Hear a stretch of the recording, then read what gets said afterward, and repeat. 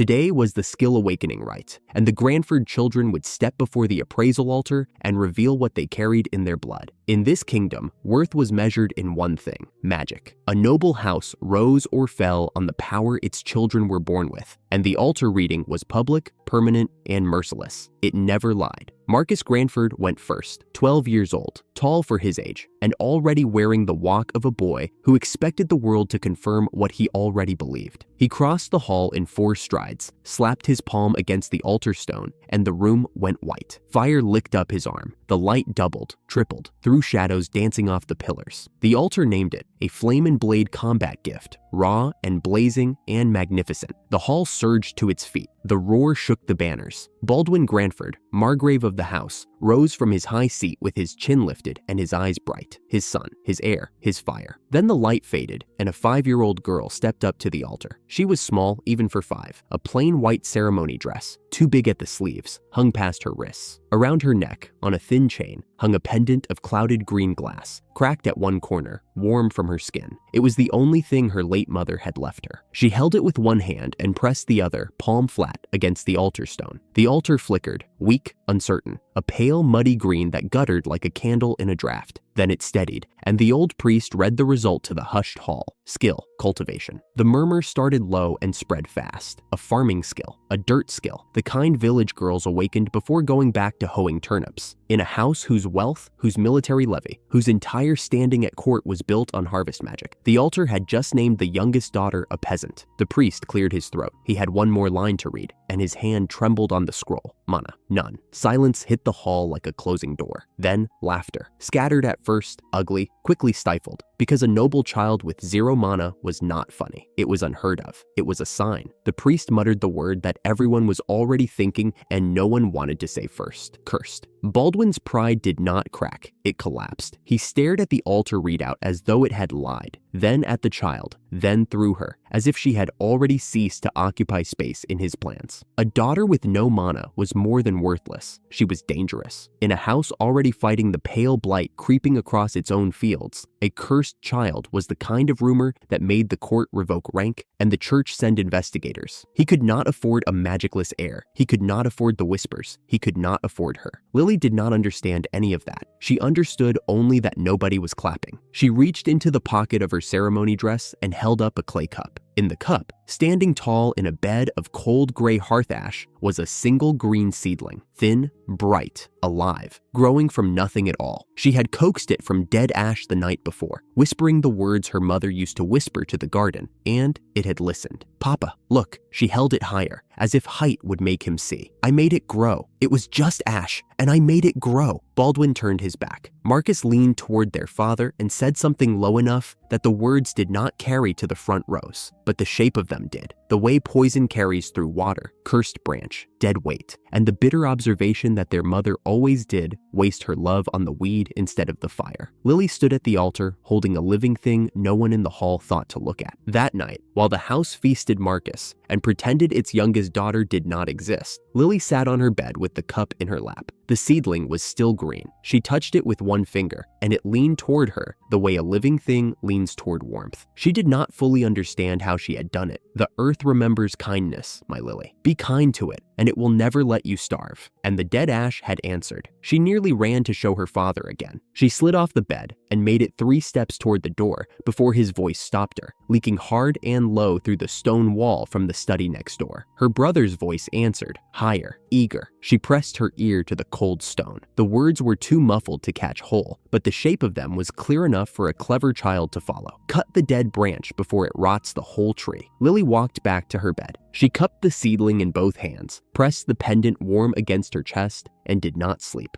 2 days later, they summoned her to the hall. The banners were gone. The stained glass still threw color on the marble, but the light was flat and gray, and the colors looked like bruises on the floor. Baldwin sat in his high chair with a scroll in his hands and read from it without looking up. He called it an honor. A noble daughter of House Granford granted a territory of her own, a fief in perpetuity, in recognition of her unique gifts. The territory was Ashvale, a place where nothing had grown in 100 years, where cracked black rock ran to every horizon, and the only residents were beasts that chewed stone for minerals. It was a graveyard dressed in a deed, a disposal masked as generosity. The entire hall understood the truth of it. it, and not one soul said it aloud. Marcus stood beside their father and did not trouble himself to hide his expression. He murmured to the noble nearest him that a graveyard with a title suited a dirt girl perfectly. Lily looked up at Baldwin. She was still waiting for him to meet her eyes. He did not. "I can make it grow, Papa," she said, so quietly that only the front row could have heard. "I promise." Even there, the hall laughed. The same sound from the right, but thinner now, scrubbed of surprise. Everyone had already decided what she was worth. A knight stepped forward from the column shadows. Young, lean, silver hair, pinned tight under a house crest. Armor polished to a mirror that caught the bruised light and gave nothing back. Her face carried no expression at all. The face of a woman who had decided, professionally, not to feel anything about what she was about to do.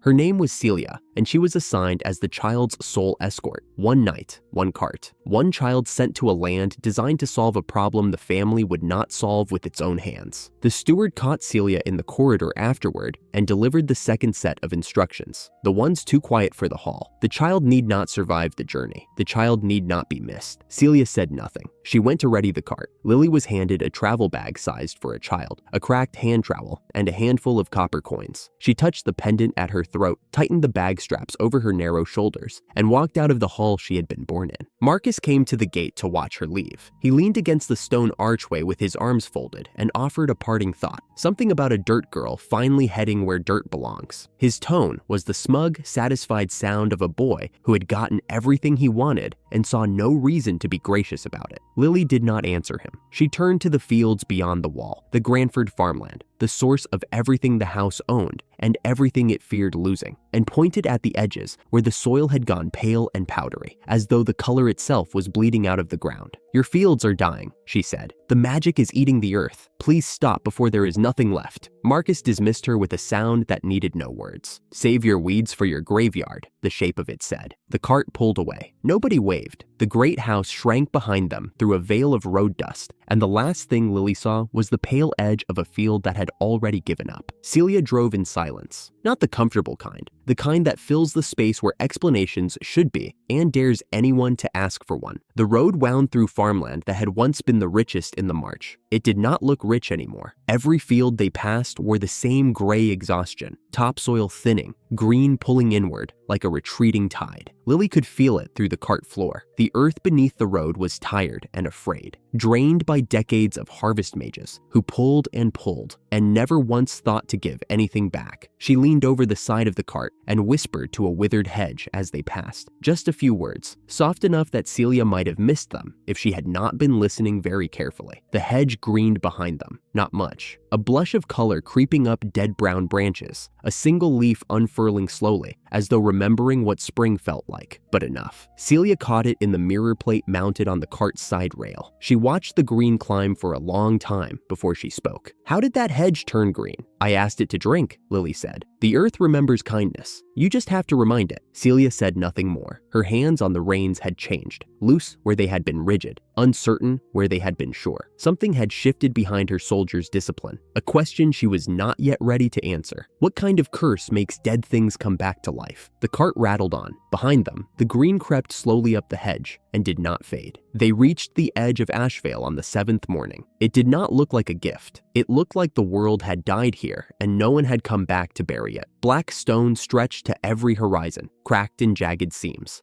Dust hissing between the plates like breath through broken teeth. No water, no green, no sound but the wind and, far off, the low grinding of rock-eater beasts chewing the crust for minerals they could no longer find anywhere else. Celia stopped the cart on the last ridge and studied the wasteland below. She studied it the way a soldier studies a grave, measuring its dimensions, confirming its silence, approving its efficiency. This was the place. This was where she was meant to leave a 5-year-old child and ride home to report the task finished. The land looked like it would handle the rest without anyone lifting a blade. She said nothing. Lily climbed down from the cart. She crossed the cracked ground in her too big traveling cloak, small against the black expanse, and knelt at the nearest slab of grave rock. She pressed both palms flat against the surface, the way her mother had taught her to greet new earth. She closed her eyes. The world went quiet. Then it answered her. It was not a sound anyone else could have heard. It was a feeling, vast and deep and patient, beyond anything a 5-year-old should have been able to hold, that traveled up through her palms and her arms and into her chest until she forgot to breathe. Beneath the dead black crust, sealed shut by the scar of a war so old no one remembered its name, the earth was alive. Not just alive, rich, ancient, impossibly awake. The strongest, most generous soil she had ever felt, sleeping under a century of stone because that stone had done the one thing nobody intended. It had kept the magic out. Everywhere else in the kingdom, harvest mages had drained the land's mana until the soil turned pale and died. Here, the grave rock had sealed the earth away before the draining ever began, and the soil had simply waited, patient, unkissed. 100 years of silence, holding its breath for someone to come and listen. Lily burst out laughing, then crying, then both at once, tears cutting clean lines through the dust on her cheeks. "It is alive!" Her voice cracked open with joy. "Under the rock, the soil is alive. It is the richest earth I have ever heard. It has been waiting 100 years, and nobody came, and it just kept waiting." Celia stared at the child kneeling in the dust. "That is solid rock. How can you possibly know what lies beneath it?" "The earth told me." Lily wiped her face with a dusty sleeve and looked up at the night with a grin so wide and so unguarded it hurt to look at. "This is the best present anyone ever gave me." She did not know the gift was meant to be a death sentence. She knew only that the ground beneath her hands was alive and waiting, and that she had found the one place in the world that wanted her back. Celia did not ride home that night. She did not report the task complete. She stayed.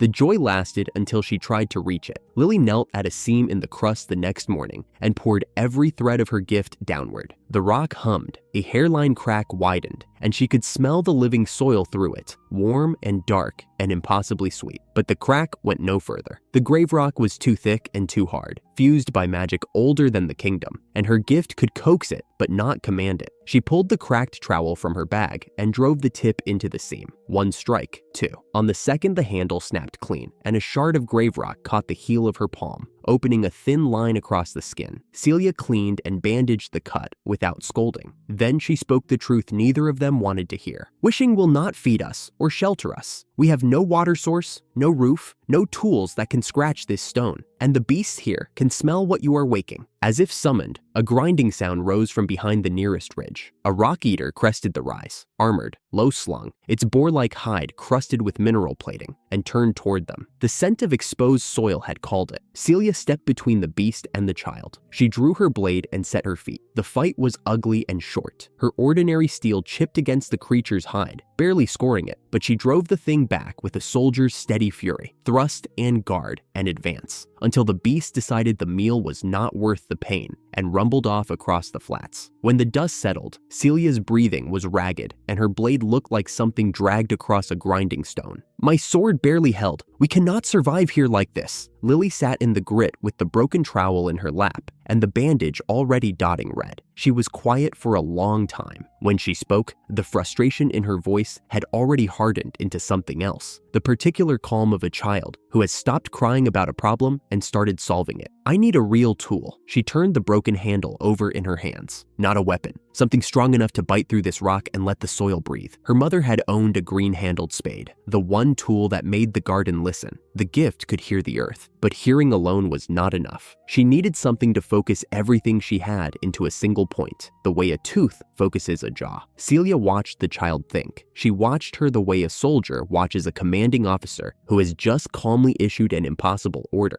and found herself, against every instinct she had left, wanting to follow it. "There is a town," Celia said. "Ironside, 2 ranges east, mostly dead. Magic killed the trade years ago, but there is a smith. They call him the Dragonsmith. He is half mad and he hates nobles." Lily closed her hand around the pendant. She knew what finding a smith might cost. "Then we go to Ironside." Ironside was what happened when the world decided it did not need you anymore. Cold chimneys lined the main street like broken fingers, shuttered forges, rust on every hinge, weeds growing through cobblestones that once rang with hammer strikes and ore carts. The town had thrived on iron and mastersmithing for 300 years, until mana-forged weapons made honest steel irrelevant, and the orders simply stopped. What remained was not a town. It was a monument to obsolescence, and the silence it wore was the silence of something that knew it. One forge still burned, The black anvil sat at the far end of the street, its heavy oak door marked with hand-painted signs that said, in varying degrees of hostility, that nobles could leave, toy sword buyers could leave, and anyone wanting something pretty had better leave fastest of all. Lily read every sign. Then she pushed the door open. Inside, a mountain of a man stood at a scorched anvil, hammering a plain brutal blade with the kind of focus that comes from having nothing else left to care about. Magnus, the dragonsmith, old, barrel-built, half his face lost in a wild gray beard, forearms like bridge cables, and hands that could palm a child's head. He looked up, saw the Granford crest on Celia's armor, and a noble child barely tall enough to see over his workbench, and his lip curled. He told them to get out. His language was vivid enough that Celia's hand went to her hilt, but the gist was simple. He did not make toys for noble brats. He did not forge decorative letter openers for lords who wanted wall decorations, and they could crawl back to whatever gilded hole had sent them.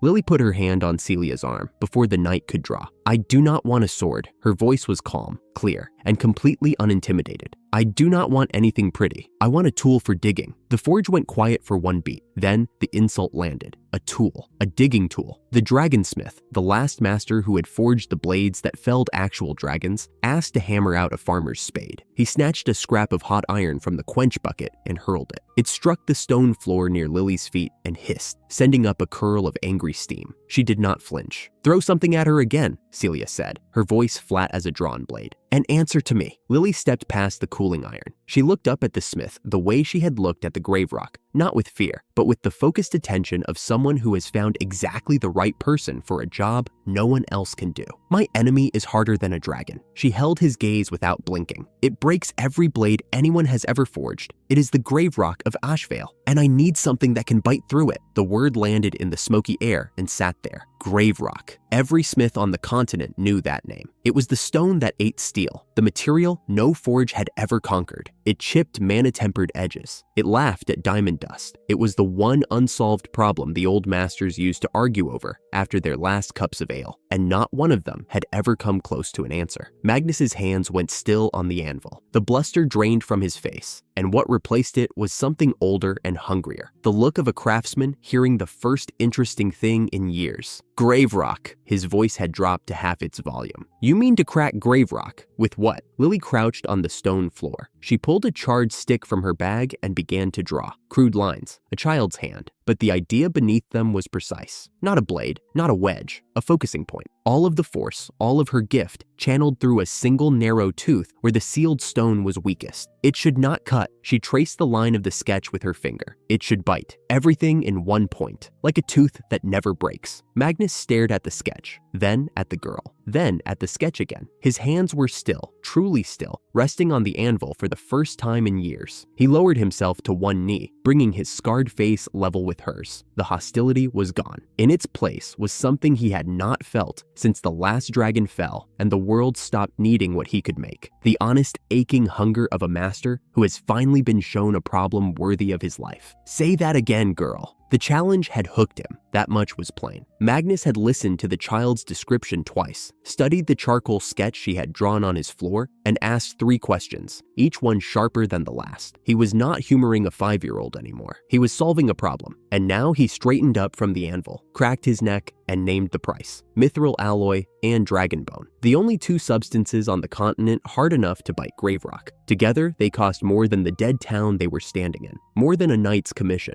more than a margrave's quarterly levy, more than anything a 5-year-old exile could dream of affording. Lily had a handful of copper coins, a broken trowel, and the clothes on her back. Magnus said it plain. He was not going to lie about materials to spare a child's feelings. Grave rock shattered dragon blades. If she wanted a tool that could split it, the tool had to be born from something harder. There were no shortcuts, no substitutes, and no charity forge in the ghost town of Ironside. Lily listened without arguing. Her hand drifted to her throat. The pendant caught the forge light. It was not mithril, it was not dragon bone, but it was old, and it carried something even Magnus could not name. A faint hum, a living resonance, as though a woman who loved growing things had poured the whole of that love into a single stone and left it for the daughter she would never see grow up. Lily unclasped the chain, set the pendant on the anvil without a word. Celia's voice cut the silence like a blade. Lily, no, that is your mother's. You cannot. Mama would want it back to work. The child's voice was steady. Her chin did not wobble. Her eyes did not leave the stone on the iron. She would not want it sitting around my neck while the ground stays sealed. Magnus picked up the pendant with fingers that could bend iron bar and held it to the forge light. He turned it once, slowly, and whatever he saw in the glow made the last of the bluster drain from his face. He set it back on the anvil gently, the way a man sets down something that might still be alive. A child puts her last treasure on my anvil. His voice was different now, lower, stripped of performance. Fine, then I make it worth a kingdom. He turned to Celia. 3 days, he told her. No sleep. He needed her on the bellows, sustaining the white-hot peak for mithril bonding without a single waver. The child would have a role too,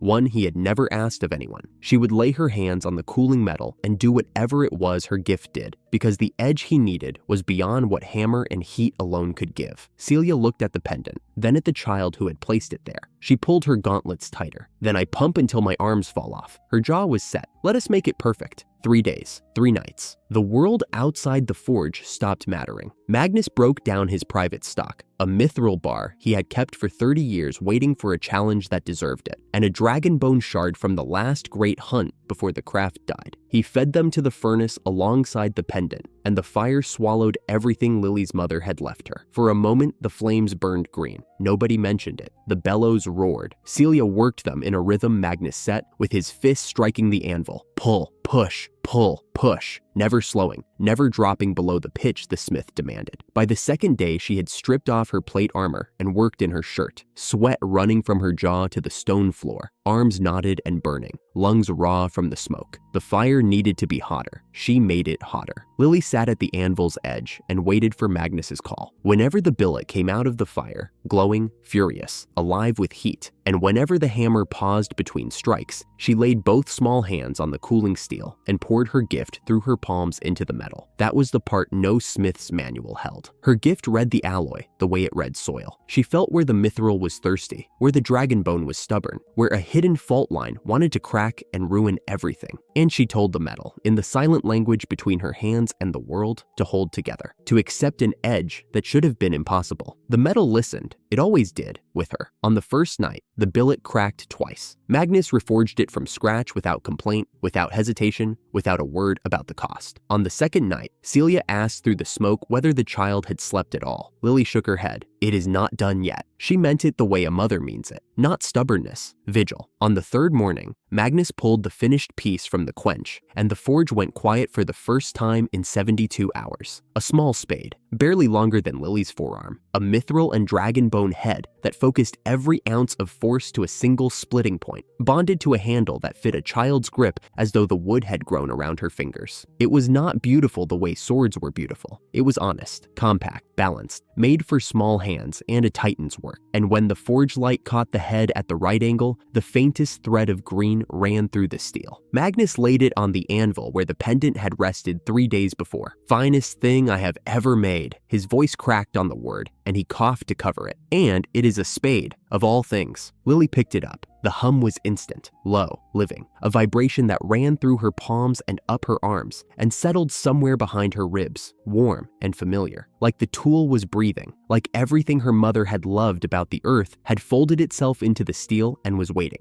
patient for the first bite of soil. Rosebite, the name came out of her as though it had always been there. Its name is Rosebite, so Mama is always digging with me. Nobody spoke. The forge popped and settled. Celia turned her face to the wall, and Magnus busied himself with a rag he did not need. And the child stood between them, holding a tool named for love and forged from loss. And the moment held like a breath no one wanted to break. Then Lily shouldered the little spade, turned for the door, and walked out into the dust toward Ashvale. Behind her, the old smith stood in the doorway of the black anvil, watching a 5-year-old carry his life's finest work into the wasteland. And for the first time in more years than he cared to count, he wanted to see what happened next. She knelt on the same stretch of crust that had snapped her trowel in half and left her bleeding. Rosebite hummed in her grip. She set the edge against the black rock, poured her gift through the handle the way she had poured it into the cooling steel, and pushed. The grave rock split with a sound like a struck bell. A clean line opened in the crust, half an arm's length, sharp-edged, final. She drove Rosebite deeper, levered, and pried the slab up, and what lay beneath stopped her breath. Black soil, rich, glistening, untouched. 100 years sealed in the dark, and it was alive. The smell hit her like a homecoming, rain on old wood, a sleeping garden, the deep, sweet musk of earth that had been resting, not dying. Everything the dead surface was not. She pressed both hands into it and laughed. Not a child's giggle, a builder's laugh, deep and relieved and sure. Hello. Her fingers sank into the loam. I am here now. The soil answered, warmth beneath her palms. A slow pulse of living things waking, tiny and patient, older than any magic the kingdom had ever known. The Deathland's curse was its salvation, the only living soil left anywhere. She split 3 more slabs before the trouble came. The rock eater burst from the eastern crust, a burrowing thing, all grinding jaw, drawn by the scent of woken earth. It surged from the ground and charged the exposed plot at a dead run. Celia was already between it and the child. One step, one strike, clean and final. The beast skidded across the broken rock and went still before it crossed half the distance. The knight turned back, sword dripping, and found Lily crouched beside the fallen thing with both small hands flat on its flank. Its bone is full of minerals. She was reading the beast the way she read everything, her gift mapping what the soil needed. And the rest will feed the earth. Nothing is wasted. Celia stared at her. We are feeding the ground a monster. The earth eats what dies and turns it back into life. Lily was already sorting what the soil could use, guided by a sense as exact as any recipe. Crushed bone for minerals, fallen leaves and dried scrub gathered from the rock field edges, and a living ferment she coaxed awake with her gift, invisible, microscopic, the tiny workforce that would turn dead matter into food for the woken ground. She looked up at Celia with dirt on her face and certainty in her eyes. That is the opposite of magic. Magic takes. This gives back. Celia's face, when the heat began to steam, was something Lily would carry for a long time. The knight had protested, not about the labor,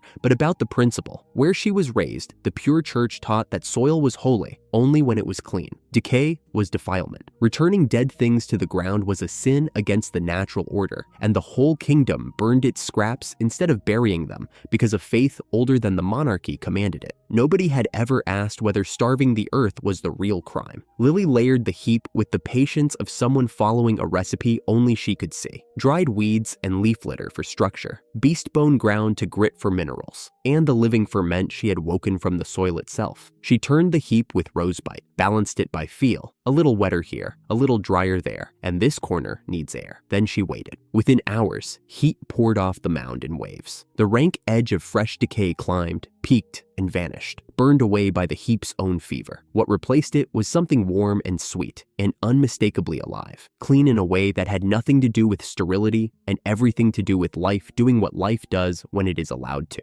Touch it, Lily said. Celia pressed her palm to the heap. Her hand jerked back. It is hot, truly hot. The heat kills the bad parts. Lily patted the steaming mound like it was a dog that had learned a new trick. What is left is clean, cleaner than anything the church ever blessed, because this is real. Their clean is just dead. The knight stared at the heap, then at the child, then at the gray sky, as though waiting for someone up there to object. Nobody did. Fine. Celia shrugged off her gauntlets and knelt in the dirt beside a 5-year-old girl. Today, I become a soil heretic. They built 3 more heaps before the light failed. By evening, the first plot's exposed soil had drunk its fill of finished compost, turning darker and softer under their hands. Lily could feel the change beneath her palms, the tiny organisms waking by the millions, patient and hungry and ready to grow something from nothing. The pure church would not like what was happening in Ashvale, but Ashvale did not need the church's permission to live. 3 days after planting, the soul-sucking cold arrived. Everyone who farmed knew the name. A mana-drained freeze that plunged the nights past anything a crop could survive. A cold so deep it cracked stone and killed trees and turned living ground to powder. Every noble house that grew food did it behind magic barriers, mages burning through mana to hold the frost at bay. Farming through the cold without barriers was not bravery, it was a burial. Celia had said exactly that. Lily planted anyway. Turnips and radishes, hardy and plain, pressed into the composted soil with rosebite, and a certainty that did not waver even when the knight's voice did. My field is alive, she said. Living things keep themselves warm. The frost hit that night like a door slamming shut on the world. Temperatures plunged. The grave rock sheeted white. Breath turned to crystals before it left the mouth, and the silence that settled over the wasteland was the silence of a land holding its breath. At the coldest hour, Lily took the lantern and led Celia outside. The field was steaming. Warm air rose from the composted soil in visible curtains, curling against the frozen dark, and underneath the steam, green. Small shoots, fragile but upright. Alive in a killing frost without a barrier, without a spell, without a single drop of magic, just a field that had been fed what once lived and was now,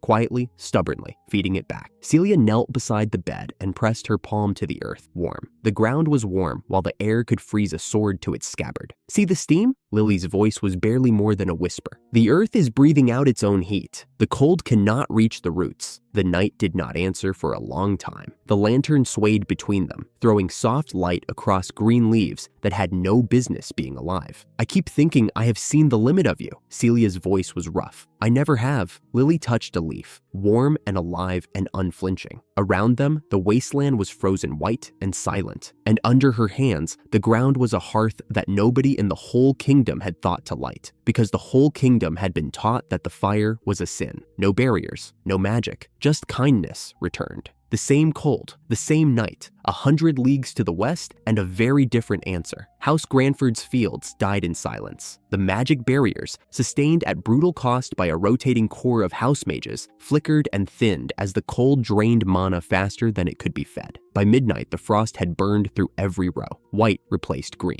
Stillness replaced growth. The harvest that was supposed to restore the house's dwindling stores was gone before dawn. Baldwin Granford sat in the great hall and stared through frosted glass at the ruin of his legacy. His steward brought the numbers, and each one was worse than the last. Reserves thin, the next planting season uncertain, and the withering. That creeping pale death no one could explain, eating inward from the field edges faster than any previous year. He did not hear the cause. He refused to hear it. "More magic," he ordered. "Double the mage rotations. Triple the mana expenditure. Burn through the reserves if that was what it took, but force the ground to yield. It always had before. It would again, because House Granford's magic demanded it, and magic was the only power that mattered." And when someone in the room, a young steward foolish enough to speak the truth, mentioned that the youngest daughter had once warned on the very morning of her exile that the magic itself was killing the soil, Baldwin's fist hit the arm of his chair hard enough to crack the wood. She was a curse. She was gone. The house was well rid of her, and anyone who spoke her name in his hall again would follow her into the wasteland. The room went quiet. The steward bowed and retreated. The mages returned to the fields and poured in more fire, and the soil beneath them died a little faster, and nobody in the great hall of House Granford understood that they were feeding poison to a patient and calling it medicine. 100 leagues east, a steaming plot of green turnips held its warmth through the longest, coldest night of the year, tended by a girl of 5 who had been thrown away for knowing the one thing her father refused to learn. The earth remembers kindness. It remembers force too,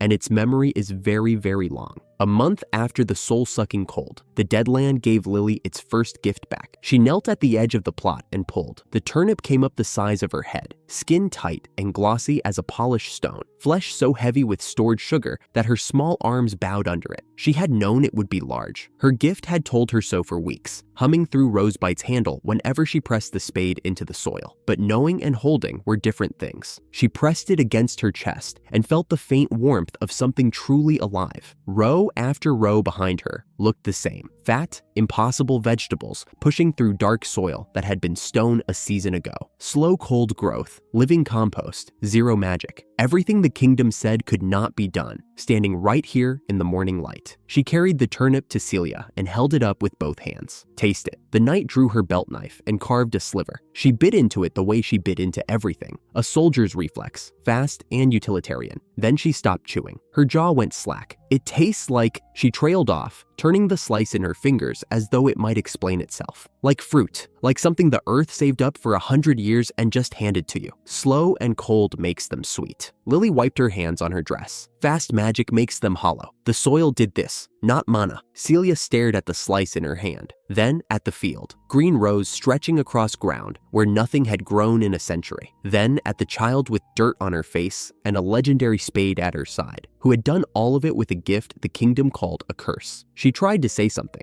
What came out was a single cracked word, "forgive," and then she was weeping. Not the quiet kind, the ugly, shaking kind, tears cutting pale tracks through the dust on her face. She sank to one knee and held the turnip slice against her chest like a holy relic and wept for the child she had been ordered to bury, who was instead growing a world. Lily watched her knight cry. She did not rush her. She let the moment breathe, one still, sacred beat in the middle of everything that was coming. And then she reached up, small and solemn, and brushed the tears from Celia's cheek with a dirt-caked thumb. "Eat up," she said softly. "We have got a whole world to feed, and a lot of work to do." The world came calling before the first week of harvest was done. A merchant's cart crested the Grave Rock Ridge, fine lacquered wood, 2 heavy draft horses, and a trading house pennant snapping in the wind. The man who stepped down was plump and expensively dressed, with sharp eyes that swept across the impossible green field and went very still. He introduced himself as Goldwyn, head of the Goldwyn Trading House, and explained he had chased a rumor halfway across the kingdom. Impossible vegetables, sweet as fruit, growing on a deathland where nothing had lived for a century. He asked very politely if he might taste one. Lily handed him a radish. He bit. He chewed. The polished smile dropped off his face, and what replaced it was the naked racing arithmetic of a man who had found the only water in a desert. He knew what this was worth. In a kingdom where the withering was killing every farm, where noble houses served food, their own courts mocked as weed-flavored, where even the highborn were beginning to sicken on the very crops their magic produced. Food this pure and sweet was not a commodity. It was salvation with a price tag. He offered to take the entire harvest. The number he named was an insult dressed as charity, a kindness to a little girl managing alone, he said. "They will be very, very expensive, mister." Lily smiled up at him, with rosebud planted in the soil beside her. "They are the only ones like them in all the world."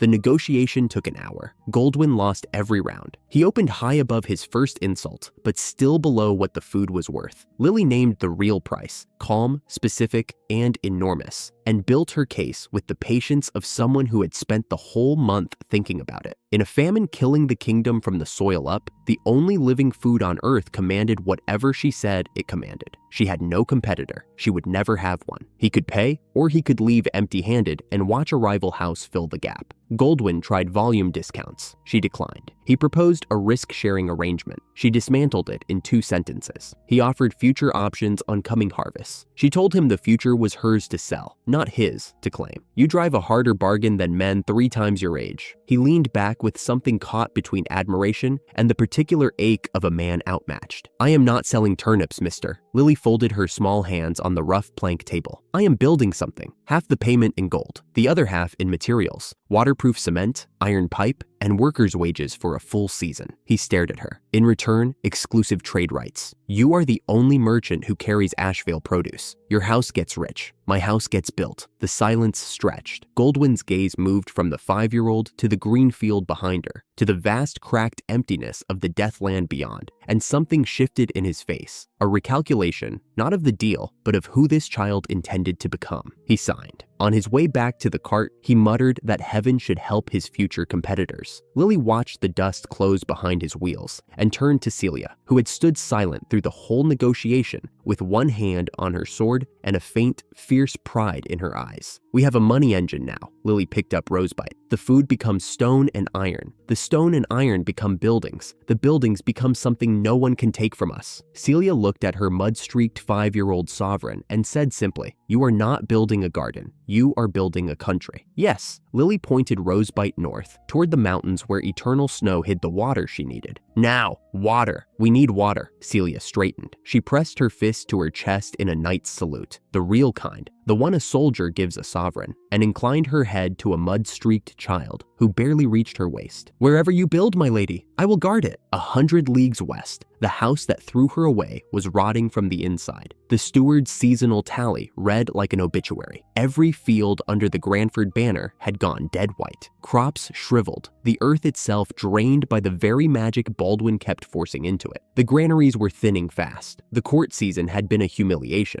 Rival houses were openly joking that Granford banquets tasted of weeds and chalk. Baldwin would not hear it. He ordered more mages summoned. more mana poured into the dying soil, as though the problem were insufficient force and not the force itself. That his magic was the poison eating his own land alive was a truth his pride could not permit. Marcus arrived with the second blow, a court letter confirming the ridicule, and a strange rumor making the rounds at every salon. The exiled girl was alive. The Deathland Ashvale was said to be producing food. Both men dismissed it with a laugh. She would crawl back to beg by winter, Marcus assured his father. And when she did, they would feel vindicated. Baldwin's laughter died faster than his son's. He said, with the particular quiet coldness of a man assembling a legal weapon, that if the girl truly lived on family-granted land, anything she grew was his by feudal right. The words settled into the gray light of the dying hall, like the first notes of something ugly. Goldwyn's first supply caravan arrived within 2 weeks. Sacks of volcanic ash, barrels of crushed lime, fine sand, gravel, and bundled iron pipe. Lily had the materials spread on the flat grave rock by afternoon and went to work. She mixed the ash, the lime, the sand, and the gravel into a thick gray paste. Then she added the ingredient her gift had found for her, mucus harvested from the baby slimes that still roamed Ashvale's northern caves, a natural binder that sealed the mixture waterproof and almost impossible to crack. She poured it into a wooden frame, tamped it smooth with a flat stone, and waited. By morning, it had set into a solid gray block that rang when Celia struck it with the flat of her sword, the same blade that had killed the rock eater weeks ago, still bearing the chip from the fight, and the concrete did not care. Concrete, Lily said, running her hand along the seamless surface. Stone you can pour into any shape. It holds the weight of a mountain. She broke a second test block with rosebite to show its one flaw. Strong under compression, brittle when bent or pulled. The fix was simple. Iron rods cast inside the wet concrete before it set. Iron handled the tension. Concrete handled the crush. Together they made something harder than cut stone, tougher than castle walls, and, she suspected, though she kept the thought quiet, proof against fire and spell force alike. The material that would raise her aqueduct, her walls, and everything after was ready. They found the dogfolk while scouting the northern caves for more ash. The smell came first, exhaustion and sickness, sharp on the dry wind. Then a low, ragged whimper, barely audible over the stones. About 30 kobolds lay huddled in a shallow cave mouth, collapsed in a tangle of matted fur and thin limbs. Dogfolk, small-bodied, broad-pawed, with soft, drooping ears and wide, desperate eyes. Refugees. The withering had killed their homeland, and they had walked until their legs gave out at the edge of a wasteland no one else wanted. Their elder crouched at the front of the group, shielding the weakest with his own gaunt body. His fur was patchy, his muzzle dry, his limbs trembling. But when he lifted his eyes to the humans standing above him, what shone in them was not surrender. It was the fierce, unbroken dignity of a creature who had guarded his people until there was nothing left of him to give. Celia's hand went to her sword on instinct. Then it dropped. These were not a threat. They were barely alive. Lily did not hesitate. She pulled the last of the day's harvest from her satchel, turnips and radishes, fat with life and sweetness, and knelt in front of the elder. Here, she placed the food in his trembling paws. Eat, slowly. You're going to be all right. He stared at her. Then he bit into the turnip and something in him cracked open. Color flooded back into his face. His trembling steadied. Behind him, the others were stirring, reaching, passing food from shaking hand to shaking hand. And with every bite, they came back a little more, from the lip of death towards something that looked like hope. The elder set down the stripped core. Tears matted the fur beneath his eyes. He pressed his forehead to the stone in front of a 5-year-old girl and pledged his people's lives to her. Lily helped him up. Those who work, eat. She held his gaze, small and steady, and as serious as any queen. That is the only rule here. Race does not matter. She needed builders, she told him. Strong hands and tireless backs. People willing to raise stone and carry water and make something lasting out of nothing. She could offer food, shelter, honest work, and a place. She looked him in the eye when she said it, where no one would ever be thrown away again. The elder straightened. He said his people were the finest diggers and haulers beneath any sky, and they would prove it with their lives. What is your name? Lily asked. He had none. Kobolds earned names through deeds, and his deeds were all behind him. She studied his broad, loyal face, the way he had shielded his weakest even while dying, and decided. Barker, she said, because you stood guard over your people when you had nothing left to give. A good guard barks. His tail wagged, the first wag in weeks. Behind him, 30 pairs of ears lifted at once. Magnus arrived 2 days later, struck the hardened concrete pillar with his bare fist, and stood in silence for 5 heartbeats. Then he struck it again, harder, and laughed a laugh that echoed off the valley walls. "Stone you pour like water," he said, running a scarred thumb along the seamless gray surface, and iron bones inside it. "Girl, your plans keep me young." He forged the first rebar that afternoon in a field forge the kobolds had raised from scavenged rock. Long iron bars, ridged and scored, so the concrete would grip them like a fist. Lily showed him the layout. Inside the molds, caged and braced at every stress point, so the finished arches would flex under load instead of cracking. The dogfolk needed no instruction in hard labor. Barker organized his 30 into teams: diggers, haulers, form setters, pourers, with a foreman's instinct that made Celia blink. They were tireless, they were strong, and they were building the first permanent thing their people had ever owned. And the joy of that drove them harder than any command. Concrete was mixed by hand and poured by paw, tamped with flat stones and raw patience. No vibration magic, no mana shortcuts, no spells of any kind, just strong arms and honest work, and a gray slurry that hardened into permanence. Pillar by pillar, span by span, the great arch rose across the valley, a gray bridge reaching from the snowmelt streams of the northern mountains toward the green fields below. Celia called measurements to the kobold crews with a drill sergeant's precision. Magnus forged replacement rebar as fast as it was placed, his hammer ringing from dawn to dusk. And Lily walked the line with rosebite in hand, listening to the earth beneath the channel, adjusting the grade a finger's width here and a palm's width there. Her gift reading the water's future path the way a musician reads a score. At the terminus, she designed a great water wheel, timber and iron, fed by the channel's own flow, lifting and spreading the water across the fields below. Magnus forged the axle and the iron fittings. The kobolds carved the paddles from mountain timber and fitted them with a precision that made the smith nod in quiet respect. It took days. It took every hand they had. And when the last arch was poured and the form stripped away, the aqueduct stood against the sky like something the earth itself had decided to grow.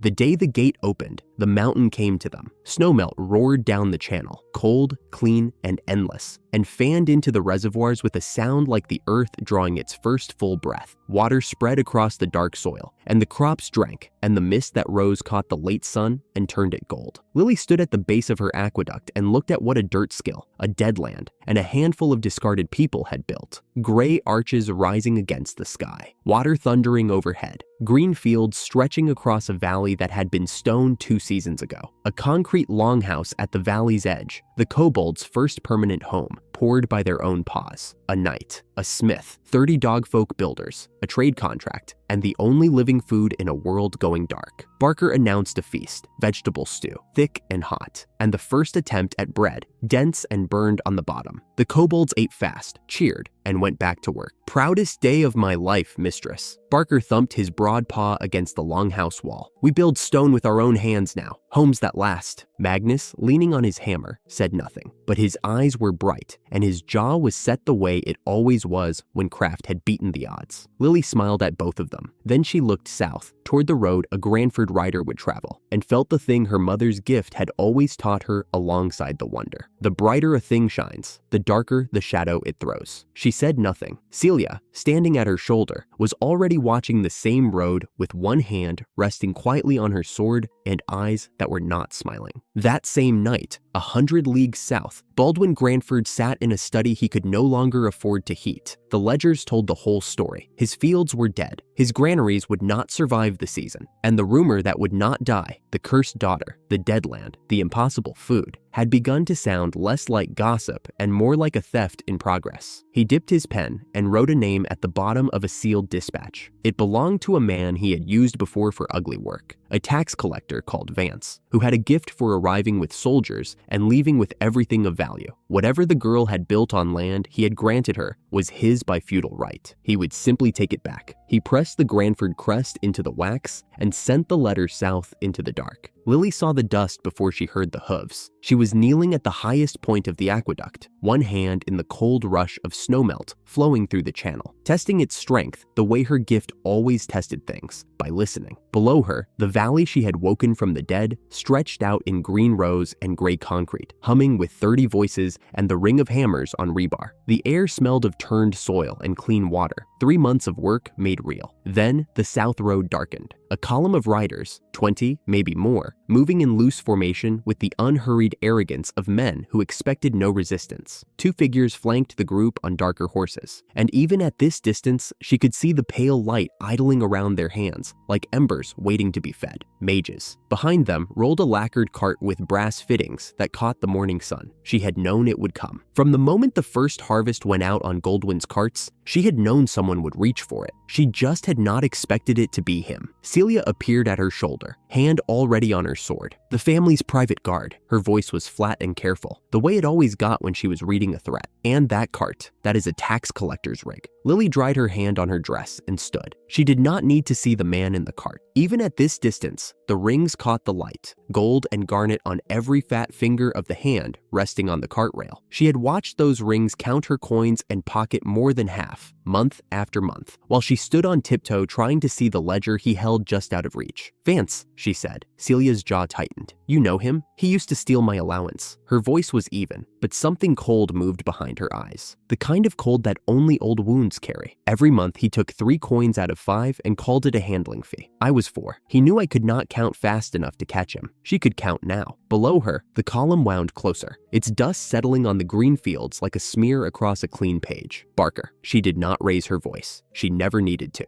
"Ready, everyone. Pitfalls on the south approach. The soft ground past the new terrace. Stones in the high positions. Hold until I say." A sharp bark from below, and 30 dogfolk moved like water finding a channel. Fast, quiet, purposeful. 3 months ago, they had been dying in a cave. Now, they defended their home. Lily climbed down from the aqueduct wall and planted her feet on the road. Rosebite rested against her shoulder, the way a farmer carries a hoe. "Celia," she looked up at her knight. "Stand with me. Let them see exactly what they are threatening." The column halted 20 paces from Ashvale's border. The riders fanned into a loose line across the road, hands on hilts, faces bored. The 2 mages sat their horses at the flanks, spell light drifting between their fingers like smoke from a slow fire. Out of the cart stepped Vance. He was fatter than she remembered, more rings, stacked 3 deep on every finger, a heavy chain at his throat. He wore the Granford house crest on his breast as though it were his own achievement, and he surveyed Ashvale the way a man surveys a table already set for him, deciding which plate to take first. His gaze landed on Lily, and his lip curled. He did not recognize the girl whose coins he had pocketed for years. She was a line in a ledger to him.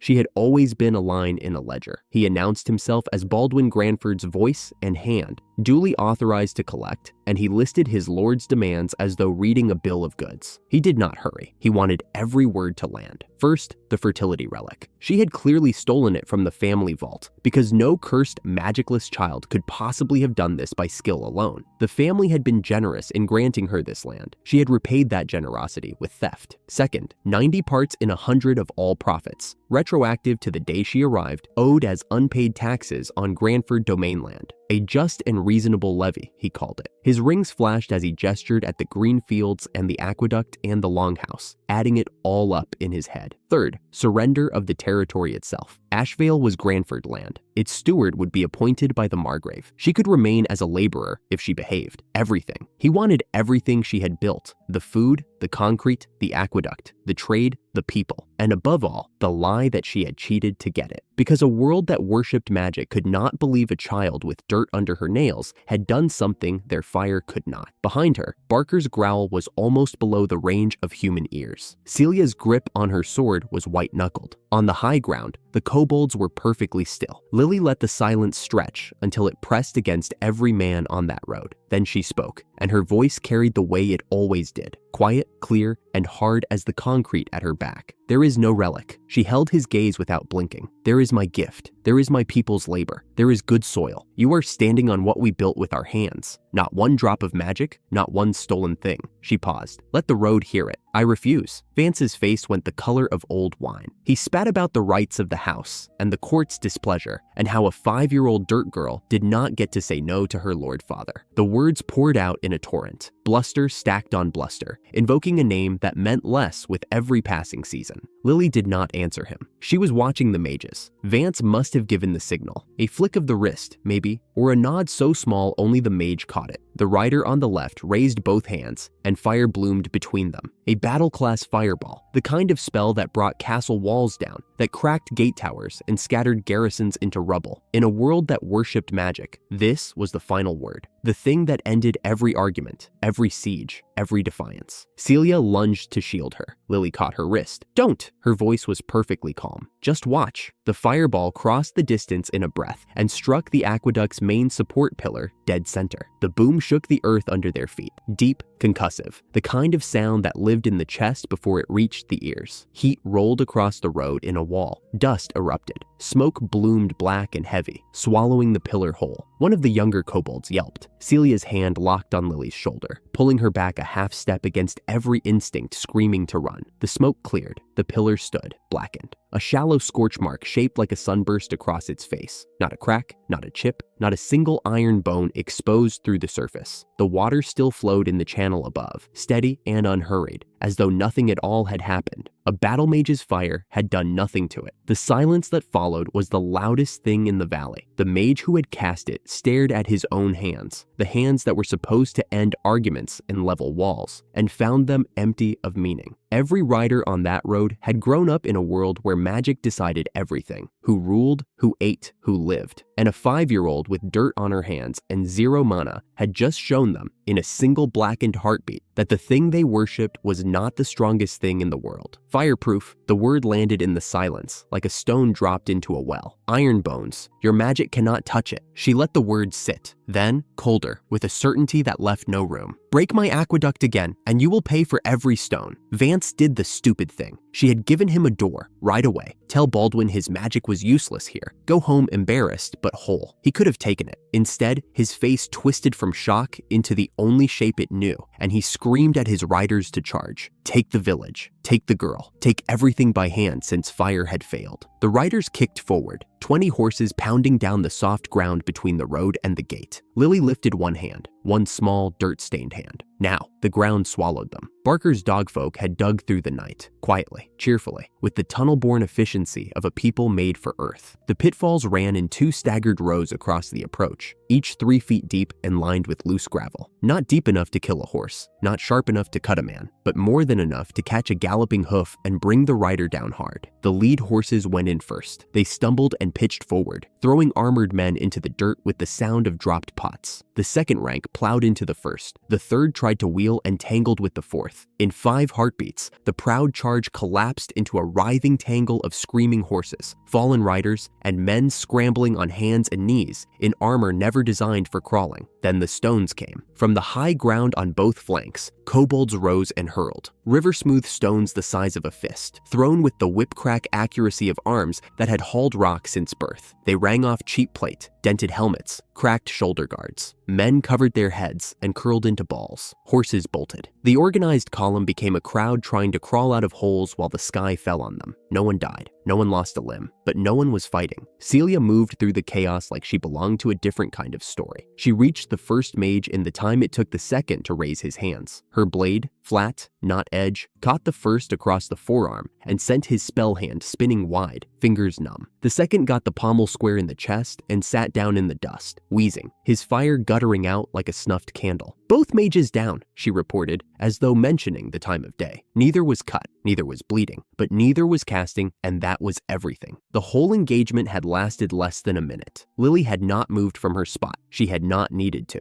Vance had not charged with them. Of course he had not. He stood by his cart, rings flashing as his hands shook, watching his entire force groan in the dirt. When the last rider stopped struggling, Lily walked toward him. He drew himself up. Whatever courage the man possessed surfaced as the only weapon he had left, his voice. He invoked Baldwin Granford's name and title, the authority of a magic-ranked noble house, the weight of feudal law. He swore the court would hear of this. He called her a thief, a rebel, an accursed abomination, and his voice cracked on the last word like a man trying to sound tall while standing in a hole. Lily listened to every word. Then she looked at Barker and nodded. The bucket came from behind. One of the younger kobolds, grinning from ear to floppy ear, tail a blur, tipped it in a single clean arc over the top of Vance's head. Fermenting vegetable slurry, composting runoff, weeks old, thick and brown and spectacularly foul. The kind of smell that embedded itself in cloth and skin and memory, that announced its owner from 100 paces, that no amount of scrubbing would quite erase. Not poison, not acid, not harmful in any way a court could name. just unforgettable. Vance screamed. He clawed at his face, gagging, slurry running in heavy streams down his coat and pooling around his boots. His rings, the rings that had once counted a 4-year-old's coins and kept more than half, slid off his slick fingers and dropped into the mud, one by one, like small surrenders. Barker's tail wagged so hard his whole back end swayed. "Tell my father." Lily's voice was level, cool, and final. The voice of someone who had been underestimated for the last time. "Reach for what is mine again, and a bad smell will be the kindest thing he gets." Vance staggered to his cart, dripping from head to boots, and whipped the horse without looking back. He left every one of his riders behind, unconscious, groaning, tied, dazed in pitfalls. Every single one. He did not even slow down. The cart vanished down the south road, trailing its stench like a banner of surrender. "Mistress!" Barker planted his paws on his hips and surveyed the field of groaning mercenaries with enormous satisfaction. The pits worked. Soft human soldiers. "Feed them," Lily said, looking at the bound men with no pleasure and no pity. "Give them water. When they can walk, send them south." Celia sheathed her blade and studied the brown trail winding down the road. "The slurry was a lot, my lady." Lily turned back toward the gate. The smallest ghost of a smile crossed her face. Good pest control. By midday, the last of the bound riders had been fed, watered, and sent limping south with bruised pride and nothing worse. The pitfalls were already being refilled. Barker's crews had gone back to hauling concrete, as though the morning had been weather. A quick storm, then back to work. Lily stood at the base of the aqueduct looking up. The scorch mark on the main pillar was still there, a dark sunburst branded into the gray surface, the exact shape of a battle spell that had changed nothing. She could have cleaned it. She decided to leave it, let everyone who walked this road see what magic had tried to do,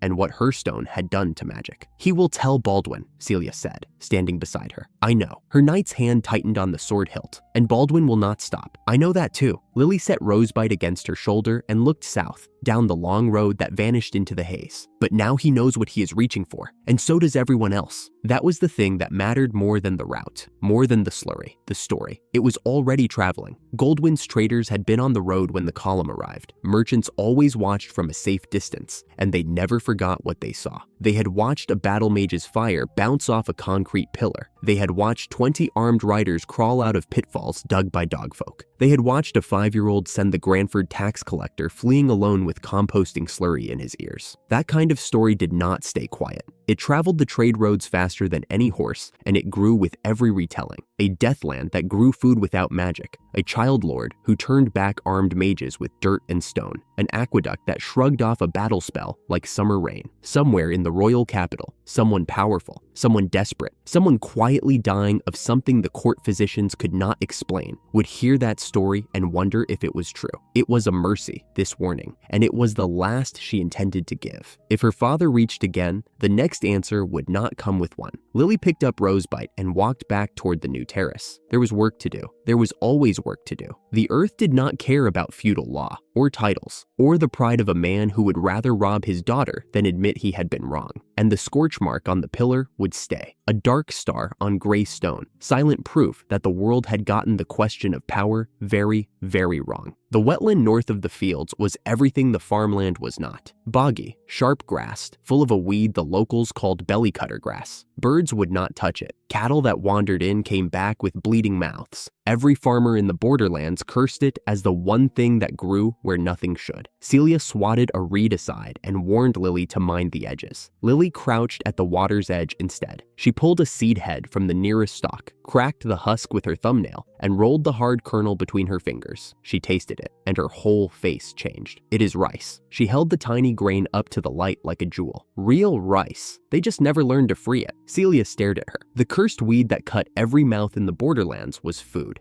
Dense, storable, enough to feed hundreds through a winter. The world had thrown it away, just like the dead land, and the dirt skill, and the child who carried it. Lily was already on her feet. The marsh would become paddies. Magnus would build the machine to unlock the grain. She sent a runner for the dogfolk and walked back toward the fields with Rosebite over her shoulder, sketching the design in her head before she had gone 10 steps. Celia watched her go. She had stopped being surprised months ago. Now she just asked what needed carrying. Magnus built it in 4 days. A comb-toothed thresher and a stone hulling mill bolted to the great water wheel, over-engineered the way he built everything. The drive shaft alone would outlast them all. The first test run stripped the husks from the marsh grain in a steady, chattering roar. Clean white rice poured from the chute into a waiting barrel, polished and bright, and wholly new to this world. Lily cooked the first pot herself. Boiled grain, a pinch of salt, nothing more. She served it in wooden bowls, and the household gathered around the long table in the open air. Celia, Magnus, Barker, and his 30 dogfolk, the whole small nation that had built itself out of nothing. Celia tasted it and went still. Barker lifted his bowl, sniffed, and ate 3 servings without a word. Magnus scraped his bowl clean and set it down with a thud that said more than any compliment could. For one bright moment, Ashvale was simply home. The dogfolk were singing, a low rhythmic chant that was half construction song and half prayer, their tails swaying in unison. Celia leaned back on the bench and closed her eyes, bowl in her lap, face tipped to the sun. Even Magnus was sitting at the table like a man who remembered what it felt like to have a family at a meal. Lily watched them. These were the people she had built this with, the knight who had been ordered to let her die, the smith who had slammed his door in her face, the dogfolk who had crawled to her border half dead. Every one of them discarded by someone, every one of them here. Then a kobold scout came running from the southern lookout, ears flat, tail rigid. A carriage was approaching,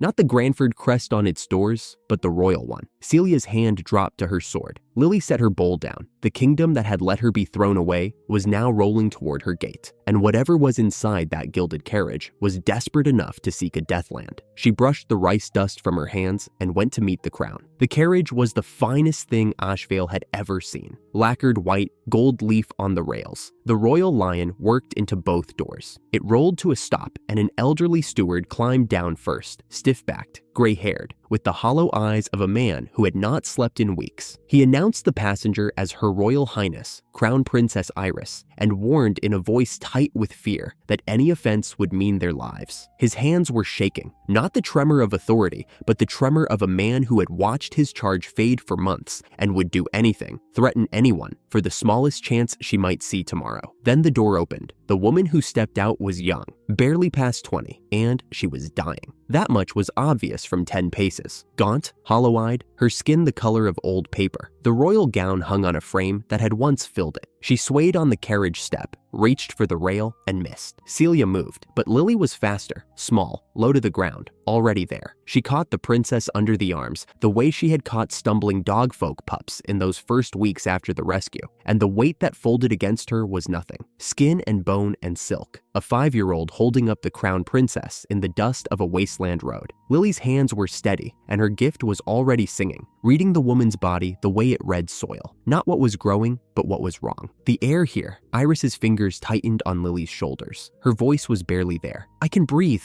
Of course she could. The air in Ashvale carried no mana. Not a trace of magic in the soil, the water, the wind. Iris had come looking for clean air to die in. The rumor of a deathland where nothing grew by magic had reached the throne, and a dying princess had bet her last weeks on it. She had found the one place in the kingdom where the air might let her live instead. Lily looked at the steward. He was watching his princess the way a man watches a candle in a draft, terrified of the next gust. How long? Lily asked. His voice cracked. The physicians give her weeks, perhaps less. Lily steadied Iris with both arms. The woman weighed almost nothing. Come inside. I know what is wrong. They laid her on the bench beside the table. The steward hovered. Celia brought water. Iris breathed in shallow, bird-like sips. Her fingers curled on the wood as though she might slide off the world if she let go. Lily pressed both hands flat to the princess's wrist and listened. The gift told her everything. Not a mystery illness, not a curse, not the 17 failed theories of the royal physicians. Mana poisoning, residual mana, the trace left behind in every crop forced from the soil by magic, had been building in the princess's body since the day she was born.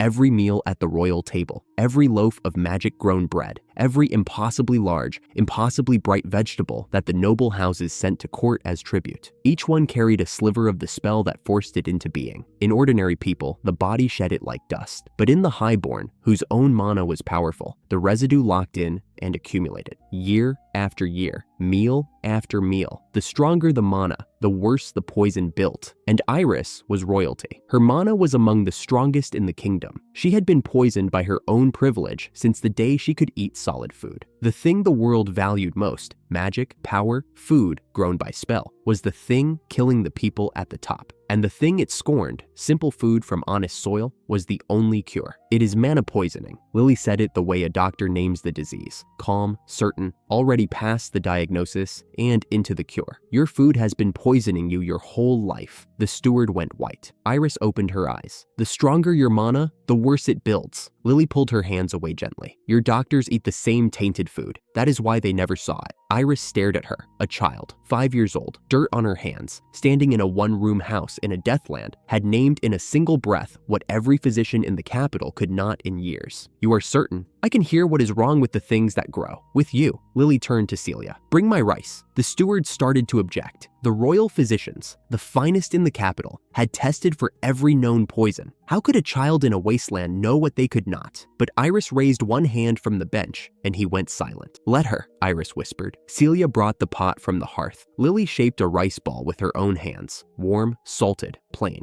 Grain grown in soil that had never known a spell, by a gift that used no mana, processed by a machine that ran on water and nothing else. Not a trace of magic in it from seed to table. A princess fed by a machine built by a hermit smith, powered by water carried through concrete pipes laid by dog folk refugees, turning grain that the world had scorned as a weed. Every step of it untouched by magic. Every step of it built by the people the world had thrown away. She held it out the way she held out food to every hungry creature that reached her door, gently, without ceremony. It is just rice and salt, grown by honest hands. No magic, no poison. Iris took it. Her fingers trembled so badly that Lily steadied them, the child's small brown hands cupping the woman's pale ones around the rice ball. The princess, who had tasted every delicacy the kingdom could produce, was being fed by a girl who lived in a house with a clay floor. She ate. The first bite was slow and cautious. The second was a swallow. By the third, tears were running down her face, not from pain, but from something she had not felt in months. Warmth. Simple, clean warmth in her stomach, spreading outward like sunlight through a window that had been shuttered all winter. The gray left her skin, not all at once, but visibly, color creeping back into her cheeks. Her lips, the hollows beneath her eyes, filling in as though someone were painting life onto a faded canvas. Her breathing deepened. Her hands stopped shaking. The grip on the bench eased. She sat up, on her own, without help, without anyone holding her. The steward made a strangled sound. Celia pressed her back against the wall and blinked hard, twice. For the first time in what the steward would later say was months, the princess sat upright under her own power. A rice ball, a plain, salted rice ball made from a weed the world called worthless, grown in soil the world called cursed, by a child the world called useless. And it had done what every healer in the kingdom could not. Warm, Iris whispered. A tear slid from her jaw to the table. It is warm. Lily did not speak. Some moments did not need words. The princess was eating food that had never been touched by magic, and her body was remembering what it felt like to be nourished instead of poisoned, and that was enough. That was everything. Then, from the south road, hooves, wheels, and a voice Lily had not heard since the day they sent her away, shouting for the guards to make way. Her father. Celia's hand moved to her sword. The steward turned toward the window. Lily did not move. She knew what they were bringing. The finest magic-grown produce House Granford could scrape together, their last desperate bid for the crown's favor. Unnaturally large vegetables, bread that gleamed with an oily sheen, every bite saturated with the very mana that had been draining the life from the woman at her table. They were racing up the road with poison and calling it a gift. The door crashed open. Baldwin came through first, haggard, breathless, his Margrave robes threadbare at the cuffs, the chain of office dull against his chest. Marcus was half a step behind, arms straining under a crate of produce so large and vivid it looked painted. Cabbages the size of shields, radishes as big as a child's head, loaves that gleamed with an oily, unnatural sheen. They had spotted the royal carriage on the road and run. Baldwin dropped to one knee before he had looked at the room. He launched into his pitch without pause, declaring himself a loyal lord of the crown, offering his house's finest produce for her highness's recovery, announcing that no finer food existed in the kingdom. Marcus hefted the crate forward and added, with a sidelong sneer toward Lily, that proper noble food would show the difference between a real lord's harvest and a dirt girl's scraps. Neither of them had noticed that Iris was sitting up, that color had returned to her face, that her eyes were open, clear, and watching them the way a hawk watches two mice arguing over the same hole. Baldwin spotted Lily. His pitch died. Something ugly crossed his face, the reflexive disgust of a man who had thrown away his own child and resented finding her alive. He pivoted without missing a beat, accusing her of witchcraft, of poisoning the princess with her cursed dirt food, demanding the royal guard seize her before she could do more harm. He thrust the crate of magic-grown produce toward Iris as proof of what real food looked like. The room went still. Iris stood. She did it slowly, and the slowness was the terrifying part. Not the weakness of a dying woman, the deliberate rise of a woman who had come within weeks of death and now knew exactly who had been holding the knife. She had been dying for the better part of a year, fed poison by every hand that meant to heal her. And now, standing in a clay-floored house in a wasteland, alive because of a rice ball made by a 5-year-old, she was done being a patient. She was the crown. The steward stepped back. Celia's hand left her sword. She did not need it. The look on the princess's face was sharper than any blade in the room. Iris walked to the crate. She lifted one of the enormous radishes and held it in front of Baldwin's face, turning it in the light. Then she set it down, the way a physician sets down the vial of the thing that nearly killed the patient. "This is the poison." Baldwin's mouth opened. Nothing came out. "Magic-soaked food. Every bite I have eaten since birth." Her voice was quiet, clear, and carried the authority of the crown and the fury of the nearly dead. "Your finest produce is the thing that has been killing me, and every royal like me who eats it." She gestured at the crate without looking at it. "A child, a 5-year-old girl you threw to a wasteland, saw it in a single breath. Your noble physicians could not in years. And you come here, to her home, to accuse the one person who saved my life while offering me more of the poison that nearly ended it." She looked at Lily, a glance, brief and warm, acknowledging the child who had saved her, and then back at Baldwin with nothing warm in it at all. "Remove them." The guard stepped forward. Baldwin stumbled back, suddenly small, suddenly old, the Margrave chain swinging uselessly at his chest. His mouth was still working, protests, excuses, something about a misunderstanding, but the words were already meaningless. Marcus was louder. He grabbed for the table, shouting about loyalty, about their house's generations of service, about how none of this was right. A guard peeled his fingers from the wood and walked him toward the door. At the threshold, with the guard's hand on his shoulder, Marcus twisted back toward Lily. His face was a mask of something that wanted to be righteous anger, but had already curdled into fear. "They were family," he pleaded. Did that not mean anything? The room waited. Lily looked at him, her brother, 12 years old, sharp-faced, dark-haired, the boy who had mocked her skill the day it awakened and grinned at the gate the morning they sent her to die. The boy who had called her cursed, the boy who had been glad to watch her go. "My family," she said, "is the ones who stood by me, not the ones who threw me away." Marcus opened his mouth again. The guard pulled him through the door. It shut. The shouting continued for a while on the road outside, pleas and accusations tangling into nothing, growing distant, going quiet.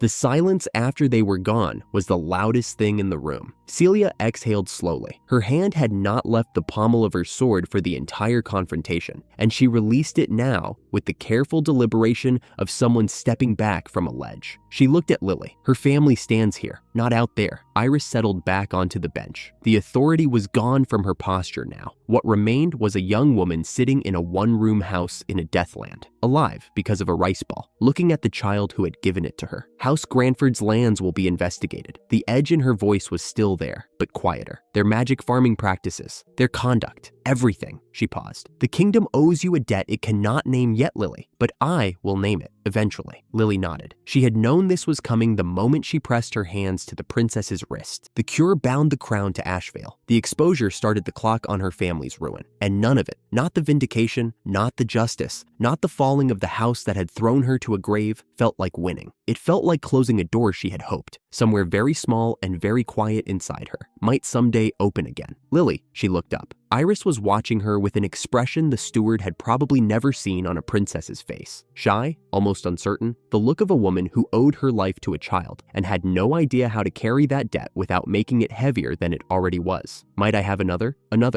rice ball?" A small tentative smile, the first one her face had worn in months. "If you would not mind." Something cracked open in Lily's chest. Not grief, not relief, something gentler than either. The simple feeling of being asked for a simple thing by someone who meant it. Of course you can. She turned to the hearth, and Celia moved beside her to help, and the late sun caught the green thread in Rosebite's steel where it leaned against the wall, her mother's pendant, still with her, still beside her through everything. On the table, the crate of magic-grown produce sat untouched where the guards had left it. No one moved toward it. No one would. Tomorrow, the steward would send word to the capital that the princess lived, that the food killing the royal bloodline had been named, that the cure grew in the one place the kingdom had abandoned. But that was tomorrow. Right now, a princess was asking a child for a second rice ball, and the child was shaping it with her own hands. And the light was warm on the clay floor, and somewhere far down the south road, two men who had once thrown away their 5-year-old daughter were learning, at last, what that had cost them. Autumn came to Ashvale the way everything came to Ashvale, in a rush, with Lily's hands in the middle of it. 30 clay crocks lined the shed behind the longhouse, each sealed with beeswax, and humming a different note to her gift. Some held grain paste thick enough to spread on bread and keep for months. Others held a dark bean sauce that deepened every week it sat. The best held a fermented rice water tonic that eased the ache of mana poisoning, the same slow poison that had nearly killed the crown princess. Now bottled and storable and bound for every noble house, the withering was hollowing out. Celia had gagged at the first open lid. The smell, she said, could strip paint off a castle wall. By the 10th batch, she had stopped flinching and started labeling crocks in her own careful handwriting. Fresh food feeds a day. Lily pressed the seal on a new crock without looking up. This feeds a winter. Ashvale was not a wasteland anymore. It was a town,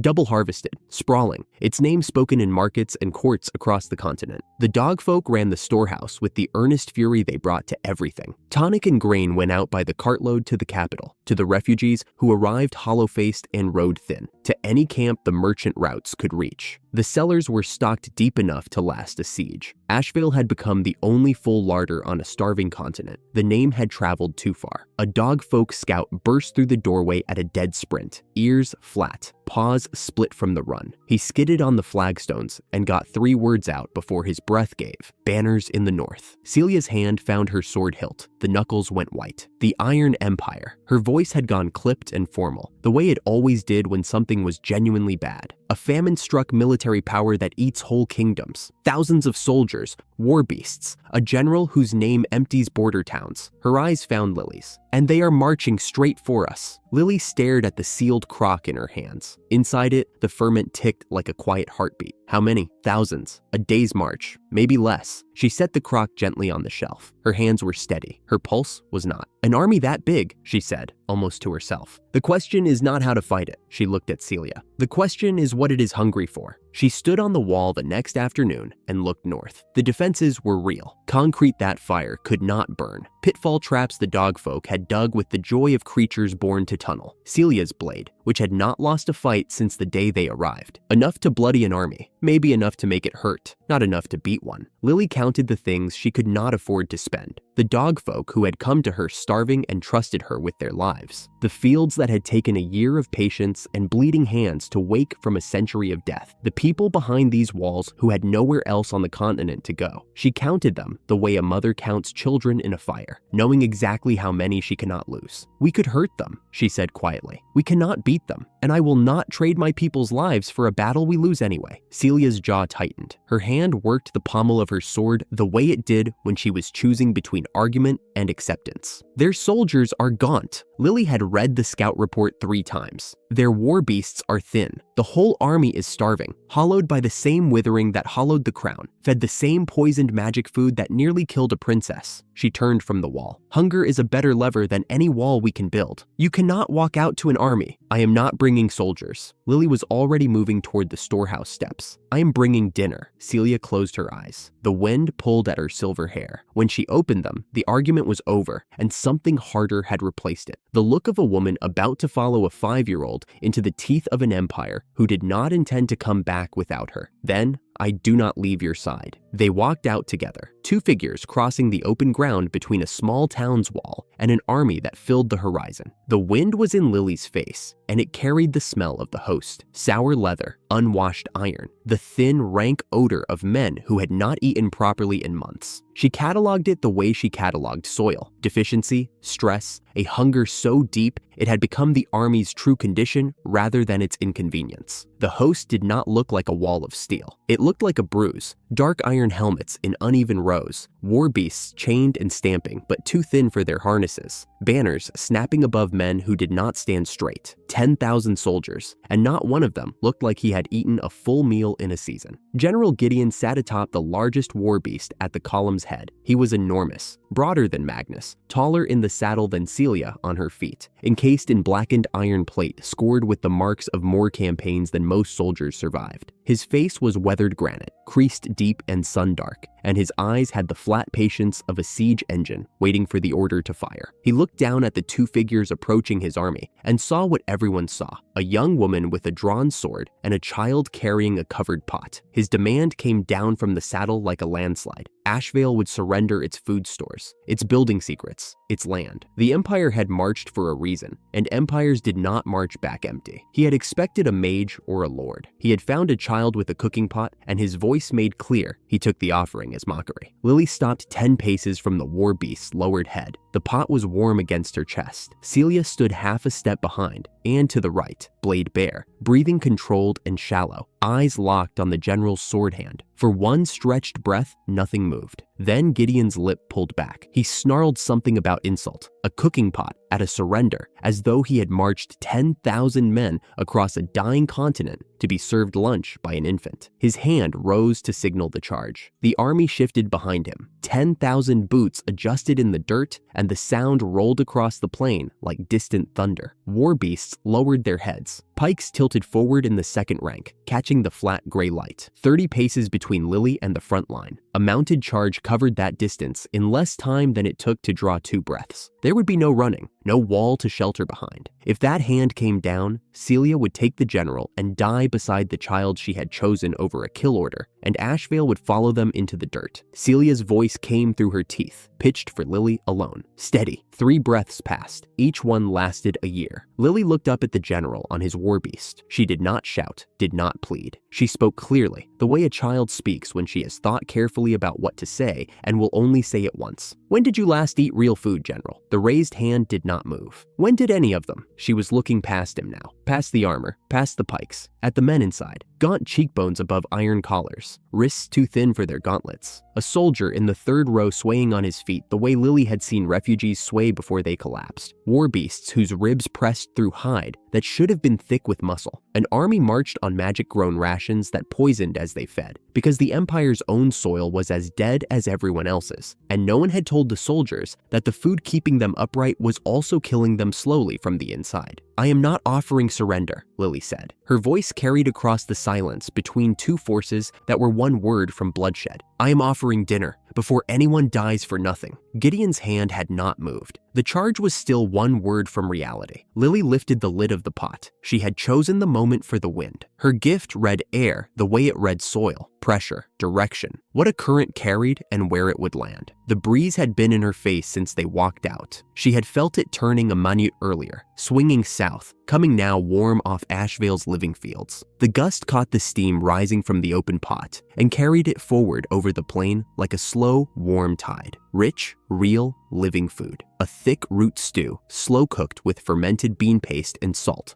built from soil that was alive by hands that understood what hunger meant. Not a trace of magic, just food. The kind that fills a house from the doorway. The kind that makes a starving body betray everything its pride is holding in place. The front rank caught it first. A soldier in the 2nd row made a sound. Not a word, just a noise. Involuntary, torn from somewhere below his ribs. Another turned his head. A war beast whined and strained at its chain, nose lifted, and the beast beside it did the same. Back through the host, it rolled like a tide, reaching men who had not smelled real food in a season, who had marched on rations that sat in the stomach like chalk, who had forgotten a meal could pull a sound out of them just by being near. What rose from the ranks was not defiance and was not surrender. It was hunger, the honest kind, the kind that does not care about generals or empires, or the orders holding a column together. Gideon's hand came down, not to signal the charge, just down, slowly, heavily, to the pommel of his saddle. His iron jaw worked. His eyes had not left the pot. Something had cracked in him, not broken, cracked. A fissure through the granite of a man who conquered because conquest was all a starving empire knew how to do, meeting a truth his pride could not outrank. His men were starving. The child held the only real food on the continent, and he had no order to give. He climbed down from the war beast. That alone changed everything. A general who dismounts has stopped conquering and started listening. He took the bowl Lily offered, held her gaze, and declared he ate to show he feared no poison. Then he brought the bowl to his mouth and drank. The first swallow stopped him cold. He sat down on the supply crate hard enough to shift it and ate the way a man eats when his body remembers what his pride forgot. Fast, silent, both hands cupped around the bowl, eyes closed, not looking at anything. His officers came next. Lily had not staked the outcome on one pot. 3 more waited behind the walls, and the dogfolk had carried them out the moment the charge died, setting them on the supply crates and retreating without a word. Celia watched the officers approach with her blade still bare. She did not lower it until Lily touched her arm. A tall, gray-haired woman with campaign scars on both forearms took the first bowl. She ate 1 spoonful, set it down with great care, and pressed the heels of her hands against her eyes. The soldier beside her wept openly, spoon halfway to his mouth, tears cutting clean lines through the grime on his face. He was not the last. Up and down the makeshift table, officers who had sacked border towns without flinching sat with real food in their mouths and came apart, because the body does not negotiate, and theirs had been starving far longer than discipline could mask. Gideon finished his bowl. He held it in both hands, empty, and looked into it as though he could see the fields that grew what had filled it. "Burn this place," he said slowly, "and I starve my own empire." He set the bowl down. "There is no victory here, child, only a treaty worth having. Then let us write one." Lily planted Rosebite in the dirt beside her and sat cross-legged on the bare ground, looking up at a general 3 times her height as though this were a kitchen table. "Ashvale stays free. We feed anyone who is hungry, regardless of whose banner they march under, and your empire stops killing its own soil with forced magic." He studied her, a child bargaining like a sovereign, getting better terms than any king on the continent could have managed, because she held the only card that mattered. "You ask an empire to change how it farms. I ask an empire to stop poisoning its own soldiers." Her voice was plain and even. "The same magic that forces your crops is the poison that hollowed your army from the inside. Your men are not just hungry, General. They are sick." His jaw tightened. He looked at the weeping officers, at the soldiers pressing forward for their share, at the war beasts gone still and quiet for the first time since the march began. Agreed. The word came out heavy, like a boulder settling into earth. Protection and open trade, in exchange for food and the knowledge to grow it clean. He extended a hand the size of a dinner plate. "You have the friendship of the Iron Empire, Lady of Ashvale." Lily took his hand with both of hers. His fingers closed around them, enormous, scarred, calloused from decades of war. And for a moment, the handshake held a general and a 5-year-old on a plain between a small town and a fed army, agreeing that food was worth more than conquest. He let go. The army ate, not all at once. 4 pots could not feed 10,000, but the officers ate and the front ranks ate, and word passed back through the column that the food was real, the treaty was real, and nobody was dying today. Somewhere in the ranks, a soldier laughed, a real laugh, startled out of him by the taste of the bean paste, and the man beside him laughed too. And the sound was so foreign on that plane that even the war beasts lifted their heads to listen. Gideon stood and brushed crumbs from his breastplate. He looked north toward the road home, and when he turned back, his voice had dropped to something quieter than command. "One more thing." The bluntness was still there, but the menace had burned away, and what remained underneath sounded like honest concern from a man who no longer had reason to lie. "You turned me with a pot, and I am an honest man. The king is not honest. He is desperate and proud and starving." His eyes held hers. "When he learns what you are, what this place truly is, he will not send a general." His voice dropped. "He will send everything." The words fell on the quiet plain like stones into still water. "Thank you for the warning," Lily said. Gideon mounted his war beast and looked down at her one final time. "It is not a warning, child. It is a certainty." The Iron Empire turned north. The banners that had carried conquest now carried a treaty, and the column moved differently, looser, lighter, the way men walk when they have something in their stomachs besides orders. Celia sheathed her sword at last and watched until the banners were specks against the gray horizon.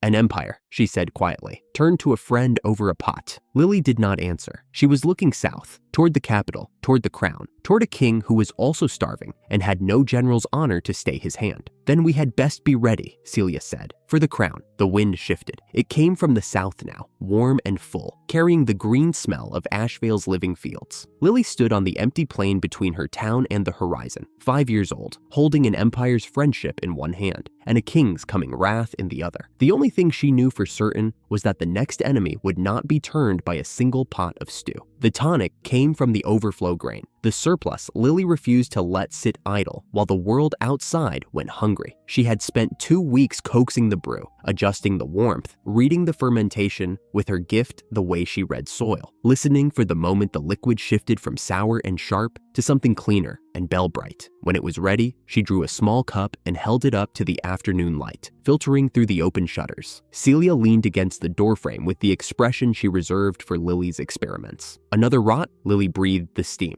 Something warm and resinous came up from the cup, bright, carrying the memory of grain and sun. "This one clears bad mana," she said. "Not just food, medicine. For the sick, the refugees, anyone the withering is poisoning." Celia took a careful sip from the second cup. She was quiet for a moment, head tilting as if taking inventory of something inside herself. Then, "That actually clears." They bottled the tonic in beeswax-sealed crocks, and the scent of it crept out of the shed on the afternoon wind, across the fields and the aqueduct's song and the long green meadow, all the way into the deep wood. Lily didn't try to contain it. She let it go, the way she left doors open for the frightened. 2 days later, her gift found the watcher at the forest's edge. Not threatening, proud and wary and terribly afraid underneath, the way something feels when it has exhausted all its own answers. She set down her trowel. "There's someone at the tree line," she said. "Leave the door open." She came the next morning. Princess Willow of the Deepwood was tall and silver-haired and used to being obeyed. She arrived with 4 elf attendants, chin raised, eyes cold as winter glass, and she addressed the small girl kneeling in the south field the way one addresses a useful resource. She wanted the method, the secret, the technique that woke dead soil. It was owed, she said, to the firstborn people. Lily looked up. She brushed the dirt from her hands and stood. "I won't be ordered," she said. Willow blinked. It was plain no one had said that to her recently. "But if you ask, I'll come see your tree." A long silence. The Deepwood breathed quietly at the princess's back. Pride and desperation fought each other across her face, and desperation, after everything, won. "Please." Willow's voice came out quieter than she intended. "The world tree is dying. My people are dying. Help us." "Yes," Lily said. "Show me." The world tree was ancient in a way that silenced you. Its lowest branches cleared the highest canopy by 2 full lengths. Its bark was silver gray and deeply furrowed, older than kingdoms, and it was, unmistakably, sick. The leaves at the upper crown were papery at their edges. A wrong Swedish smell clung to the roots. Lily knelt at the base and pressed both hands into the earth. Her gift went down, and the truth came back. Not a curse, not enemy action, just centuries of drawing too deeply from soil that had never been given a chance to rest. And now the withering had found the last weak seam and was pulling. The world tree was starving, the same as everything else. She opened her eyes. "It's not cursed. It's hungry. The same sickness. It's everywhere." She set Rosebite to the earth at the tree's roots and worked, reading and answering, coaxing the exhausted soil the way she had once coaxed Ashvale's first dead furrow. The green thread in the spade's steel pulsed softly in the filtered light. A small seedling a few feet away, gray and drooping, straightened. Color ran up it from the root, leaf by leaf, until it stood trembling and alive in the dappled green. Willow made no sound, but her hands were pressed flat over her mouth. "The whole border needs this work," Lily said, sitting back on her heels. "I can't do it alone,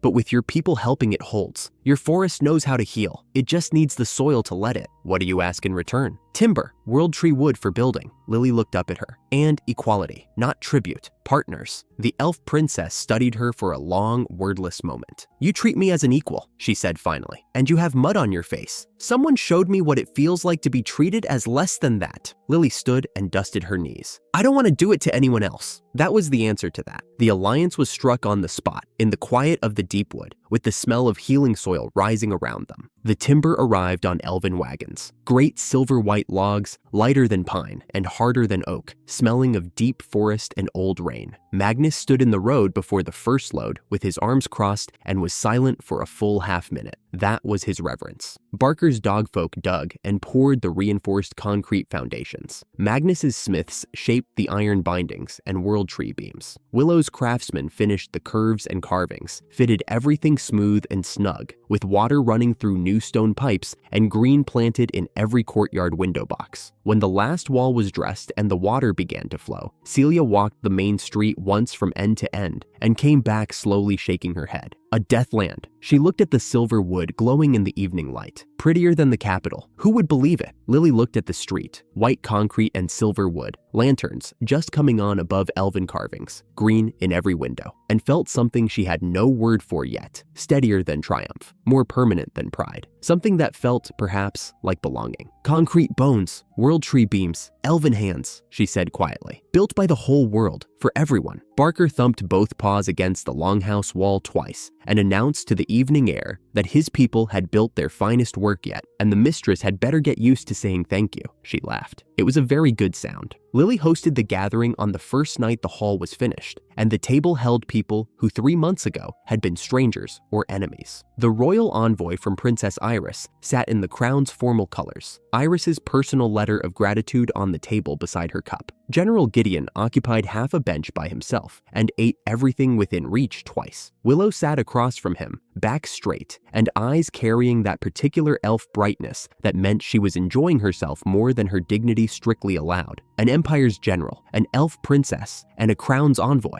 at a child's table, Gideon announced, in the voice he used when he thought he was being quiet. Only here, in this place, only. Willow looked down the table at him. Mind your manners, Ironhead. Civilized table. Lily sat at the head and let the noise wash over her. She had made this, not just the hall, but the thing the hall held. Former enemies sharing food because they'd been treated as equals, discovering they had more to offer each other than old grievances. Her mother had said the earth remembers kindness. She was learning it was not only the earth. She stepped outside for air when the laughing got loudest. The night was clear. The lanterns made the silver wood glow warm against the dark. The new town smelled of cut wood and green things, and the faint mineral trace of clean running water. Then her gift moved. Out past the gate, in the long dark between Ashvale and the world, something was approaching. Not threatening, hungry, desperate, carrying a shape she recognized in her bones. She went very still. Bright light, she said softly, to no one. Deep shadow. Celia appeared without being summoned, which had become her way. My lady, someone's coming, even, controlled. Leave the gate open. They came out of the dark the way the dark gives things back when it is done with them. Baldwin walked with the lurch of a man who had gone too far on too little for too long. The Margrave's chain was gone. The velvet was gone. What remained was a thin, grimy figure in a threadbare coat, face hollowed out and gaunt, eyes too bright with hunger and with something that had once been pride and was now only the shape pride leaves behind when everything else falls away. Behind him, Marcus, tall once, smug once, stumbled at his heels in a torn jacket with the Granford crest barely readable at the breast. The smell from the hall reached them, and Baldwin stopped. His head came up. The look that crossed his face was not relief or gratitude. It was ownership. This was his. All this light and warmth and plenty, built on Granford soil. His by right, his to walk into and reclaim. He said so, hoarse and rough, the words worn smooth by weeks of repetition. Lily stood in the gate's light, and he could not see her clearly against it. Let them in, she said. I want to hear what they've come to say. The hall had been warm and full of voices. It went silent in 3 breaths. Baldwin and Marcus pushed through the hall doors into the lantern light, and the room saw them for what they were,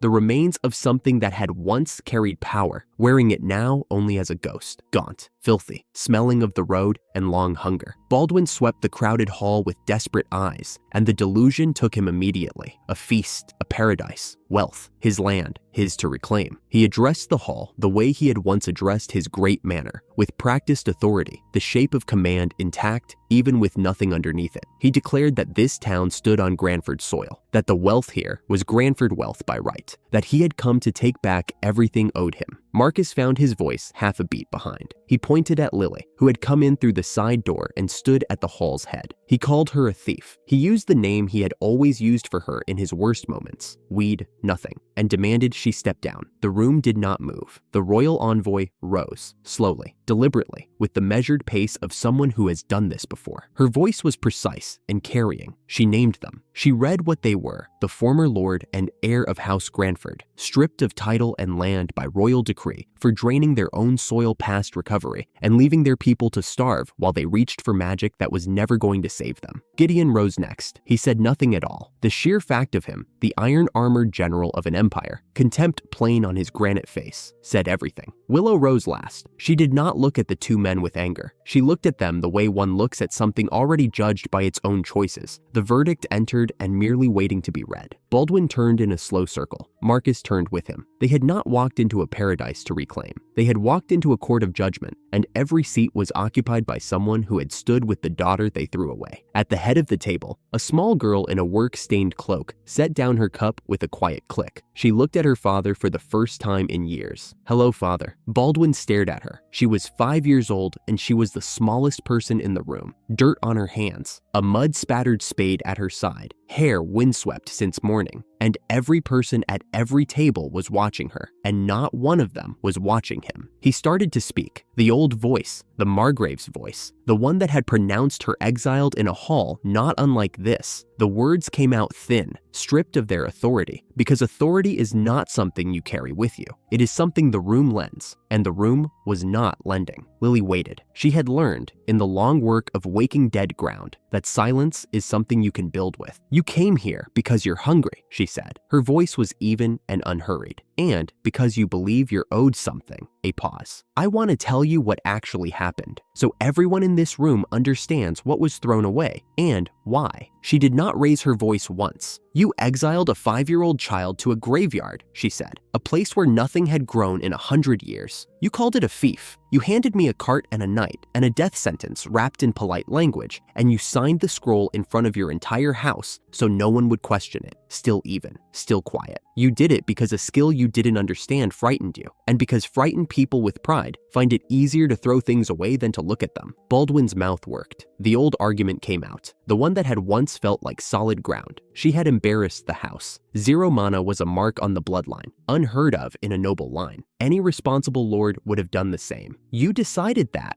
Lily said, not cutting him off, only naming what had been placed in the air. "You looked at a child and decided she was a problem to be solved by removal. No law required it. You decided." The royal envoy opened the document case at her belt and read from the investigation findings. Level and methodical, the voice of record. Harvest magic drawn to exhaustion on Granford lands. Soil viability stripped over 7 years. 3 villages in the border territory going from full stores to rationing to nothing. A lord warned twice in 2 years by his own stewards that the land was failing, who had ordered more magical draws rather than fewer, and who had let his villages empty rather than admit the magic was killing the very thing it was supposed to feed. "You were told," Lily said when the reading was done. "The land was telling you. Your own people were telling you, and you pushed harder because the only answer you knew was force." She let a silence sit. "The land you called cursed, the dead graveyard you sent me into, was the only living soil left on your border, because no one had ever reached into it and taken, because it had been allowed to rest for 100 years. She looked at him steadily. "The gift you called worthless was the only power that could read it." A pause. "And then the other thing, the thing that lived beneath all of it. My gift is not mine alone," she said. Her voice changed, not louder, but heavier, carrying something older. Mama had it, a quieter version, but the same listening, the same care, the same understanding of what the earth needed. You knew that. You married her knowing that. The hall was completely still. When she died, you were left with a daughter who had her gift, as close as it can pass from one person to the next, and you looked at that and you called it a curse." Her eyes held his without flinching. "You called your dead wife's last gift a curse, father. You took the only living piece of her that remained in the world, and you threw it into a graveyard, and you told everyone it was a problem." Marcus had gone the color of old ash. He was not looking at Lily. He was looking at a point on the floor in front of him, jaw working without sound. He had pushed for the exile. His jealousy had been the sharpest tool his father had, and he had handed it over willingly. The older brother who had resented every afternoon their mother spent in the greenhouse with the small girl and her pendant and her quiet, focused happiness, who had counted every scrap of love given to the wrong child, who had seen Lily's awakening as the opening he had been waiting for, and had whispered steadily into his father's fear until exile felt like the only sensible answer. His mother had not been wasting her love on the wrong child. She had been the only one who saw clearly. She had tended the gift for what it was, not because it was strategic, but because she loved her daughter and the gift was her daughter's life, and he had helped throw it away. A sound came out of him, not a word. He pressed his hand over his mouth and turned toward the wall. Baldwin had not moved. The old pride was still holding him upright by reflex, the way a dead tree holds its shape because the bark remembers, but his face had broken around the eyes. Several things tried to emerge: the reasonable explanations, the logical framings, the arguments that had felt solid for years. No one could have known the gift's true value. The magic had always worked before. Any lord facing the withering would have done the same. Each of those was true in the narrow way convenient things are true, while being entirely beside the point. "I didn't take anything from you," Lily said. "I want you to understand that. This, every stone, every field, every person in this room, I built it from nothing, in a graveyard, with a gift you threw away." The simplicity in her voice made it more devastating than any anger could have been. "You threw me away, and thrown away things don't come back." He dropped to his knees, not gracefully. His knees hit the stone, and the impact went through him, and he did not try to recover. He looked up at her from the floor with the voice of a man at the absolute end of everything he had. He begged. He called her his blood. He said she could undo it, give him back a title, a place at this table among these powerful people, some way to begin again. He was her father. Surely that meant something. Surely she could simply choose. Celia, standing to Lily's right, was very still. Her hand rested open at her side, away from her sword. "It means something," Lily said. Her voice was gentle, without anger, without satisfaction, without the triumph a lesser moment might have invited. "It means I know who you were to me, and I know what you chose." The royal envoy rose for the last time. She read the crown's sentence in the same precise, carrying voice she had used for the findings. "By the authority of Princess Iris, all titles forfeit, all lands held in permanent crown stewardship. The former lord and former heir of House Granford assigned to labor under that stewardship, tasked with rebuilding the very soil they had destroyed, for as long as that soil required it. Not imprisonment, not death, work. The exact work the dying land needed, for exactly as long as the land needed it." The sentence fell into the silence and lay there, fitting perfectly. Marcus sank into a chair at the room's edge. He stared at his hands, at the hands that had pointed, that had schemed, that had helped write the exile. "I'm sorry," he said, very low. He said it again. He said their mother hadn't been wasting her love. She had been the only smart one,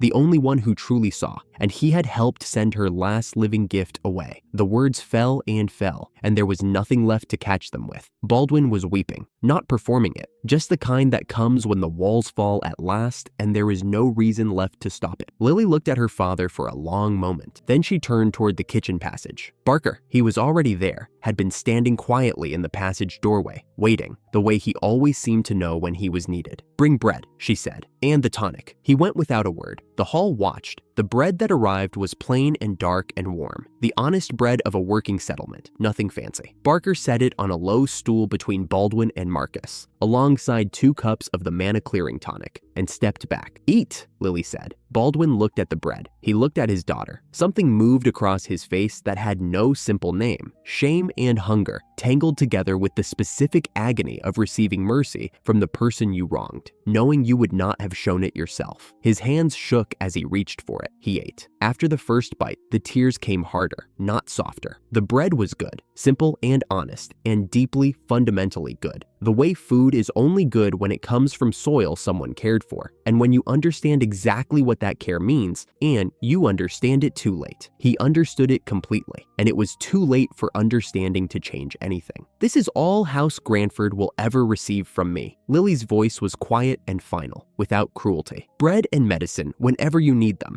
because I will not let anyone starve. But there is nothing else. No land, no title, no place at this table. Do you understand?" He nodded, his head bowed over the bread in his shaking hands. Gideon watched from his place at the table and said nothing, which, from Gideon, was its own kind of statement. Willow had set down her cup. The contempt she had worn when the 2 men first staggered through the door was gone, replaced by something more considered. "Mercy like that," she said quietly, "is its own kind of power." Behind Lily's shoulder, Celia's eyes were very bright. "I was sent to bury her," she said, barely above a breath. "Look at her now." Gideon's voice came low and deliberate, the voice of a man who has stood in front of real sovereignty and recognized it. "That," he said, "is a sovereign." The guards led Baldwin and Marcus out when the eating was done, quietly, without roughness, with the practiced calm of people who have a task. A door opened onto the night, and the 2 figures passed through it, and it closed. The silver wood hall continued to hold its lantern light. For a long moment, no one spoke at all. Morning came to Ashvale the way it always did now, slowly, with the smell of wet earth and something green, and the fields exhaling into the early quiet. Lily sat on the low wall at the garden bed's edge, with her feet dangling and her hands wrapped around a cup of tea. She had not slept much, not because anything troubled her, more because certain large things need to be sat with, and sleep is not the right container for them. Celia came and sat beside her without asking, which had become the correct way of things between them. The fields lay gold and still in the early light. The rows were straight, and the soil was dark and living. "Are you at peace?" Celia asked eventually. Truly, Lily thought about it honestly. The old wound had been present for so long, she had stopped knowing its exact shape. The way you stop noticing the weight of a coat worn every day for years. Now it was simply gone, and the absence was strange. Not empty, but lighter, different. Being seen mattered more than getting even, she said. "I'm okay now." The morning moved around them for a long while. Magnus and Barker were deep in a second breakfast when Lily came back in,